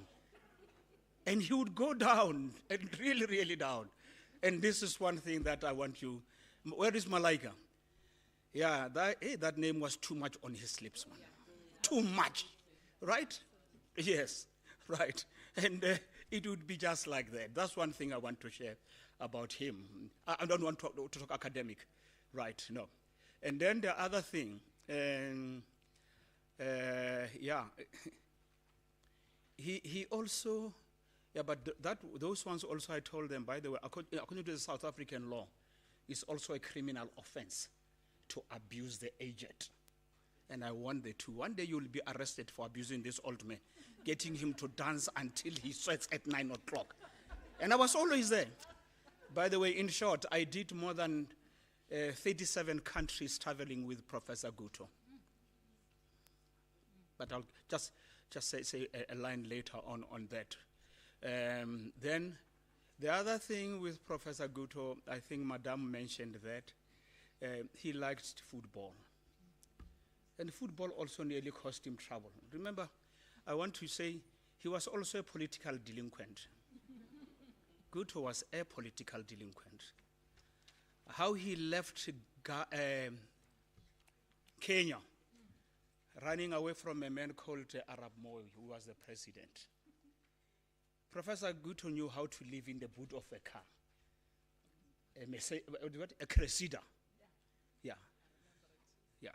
And then he had to run away. He had to be taken out and then ended up running away from Moi. They wanted to arrest him. And then he ended up at Uganda at the airport. Then he could not be allowed in the country, and he had to stay for 4 nights. And then when he was about to get into the country, they said, but there would be a problem here. You might end up again facing, we don't trust these fellows, especially Museveni. You may end up again facing Moi that side. That's how he ended up in Europe. Now, the story of football and Gutto. Then he's in Zimbabwe. He's played football. He was good at that. Then every time after practice or after a football game, there is what we call post-mortem, right? We talk about how we can improve on this, how we can improve on that. Now he converted those sessions into political sessions. That's where another problem arose for him. What I say is a political delinquent. Now it happened that they got aware that he was turning those sessions into political classes. But luckily for him, once more, then it became known he was somebody beat his ear a little bit and said, be careful, this very evening you are likely to be arrested. One of his classes who was also in the National Intelligence of Zimbabwe. They found a way to go and collect his stuff at the house, got him again in the boot of the car, and got him out of the country. The stories I'm telling, that's what he told me, especially when we were both of us semi-sober. And we would talk about, right? We would talk about this. And then I told, indeed, he was a political delinquent. Ndate Matala, right, and family, you can share a little bit of some of these things, especially when here. He did a lot of things, was running around. Here in South Africa, which is not something very popular to say, but it has to be said. He also trembled on other people's toes. And attempts were made to kick him out of the country. It was covered in the media. And the champion of that was a former minister and a former friend and exile whom he met out there, who championed his removal. I that Tatema Bena remembers that. Yes, right? There were attempts to kick him out. But luckily, that couldn't gain traction because within the ruling party, there were those who still believed and valued his contribution. And you know, a lot has been said. And that's why I would always say to him, but you see, your problem is that you are political delinquent. You keep running around and getting into the boot of the cars to be removed from this place and that place. That's it. And then the last one maybe. This program is incomplete. There's no doubt about that. Whoever did it knows very well. There is a program called Management of Democratic Elections in Africa. It is not here. Whatever you can say, when it is not here, and I wanted the principal and Professor Ville to be here just to tell them right in the face that this program was unfortunate that it could not be continued. I spoke to the man from the IEC, said, can you find a way to continue with this program, right? This program was conceived by Professor Gutto, was written by that man called Professor Drus, the curriculum. Out of this program, we produced over 700 graduates from the African continent who came from 43 countries. That's how I ended up traveling with him to at least 37 countries. And whenever they came here for training, we would go to Mutung of Dr. Mabena. And what did he do? We made sure that each student, every time we hosted 30 or 35, we would give them trees to plant and write there at the bottom the name of their countries. If you visit Mamelodi, you'll find there are several trees that we built with the 700 students just to memorialize their being there. 700 graduates. I went with him to Sudan, South Sudan. It was about 6 months old. You know how long the third route was in the whole Republic of South Sudan? 3 kilometers. In the whole Republic. There was no IEC, but him and I helped set it up. And we also went to the Comoros, and we did that. What am I saying? His contribution goes beyond writing. You know, he was good with a pen, make no mistake. It doesn't matter what time you get him. But having said that, Dr. Matlala, allow me to thank you. Allow me to thank you, and heartily thank you. Alfred, let me thank you, sir. Let me thank you. That's the man who managed 33 million rand that we got from the US aid to run this program, and he was never faulted. We ran that program. Yeah. We visited with him. There are about 43 countries, and he would always go a week before us to go and make the preparations and all that, and things went well. I think you deserve that acknowledgement. And one is absent is called Mutwarai, Mpho Mutwarai, who became the Uber, by the way, right? Yes. When he wasn't doing well, right, even the helper at the house has his number, he would call. If it's not in Tata Matlala and family, he would Mutwarai, and there was also this family. And every time, but Malaika, Malaika. And it was not only the name Malaika, I also fell in love with the song Malaika, right? Because of your father. But that said, ladies and gentlemen, it has been a long day, a long, long day. And I thank you for your patience. A lot of things have been said, and they speak to what I know. You are celebrating a man who, once given a chance, he struck his stuff on the stage of life and left a mark on the sand of time. And this is a man that I want to believe scholars and researchers in the future, when they pass by his grave, they will doff their heads and say, here is interred the bones of one who once given a chance. He left an indelible mark. Yes, Gutto didn't leave a vacancy at the Institute of African Renaissance Studies. Neither did he in Africa and the diaspora. He left a legacy. As I conclude, Robin Sharma, you can Google, you are smarter than me. The title of the book is Who Will Cry When You Die? Not your family, not Malaika, not Alfred, but humanity, simply because you have touched it and you made a difference. On behalf of Unisa, Rea Leboa, thank you, Baya Danki, Obrigado, Asante Sana. God bless you. Thank you. Wow. Powerful indeed. Ladies and gentlemen, let me thank you profusely for your patience. The program ran 2 hours longer than planned, but you are still here with us. And for me, that speaks to the love you had for Professor Gutto and how you valued him in life, and his legacy lives on. Abueng, you can continue the song as we go to light refreshments, and the family, we have already indicated the way we shall receive you after this. Ladies and gentlemen, we are serving light refreshments just outside the door, and in true African style, Abueng, give it to us.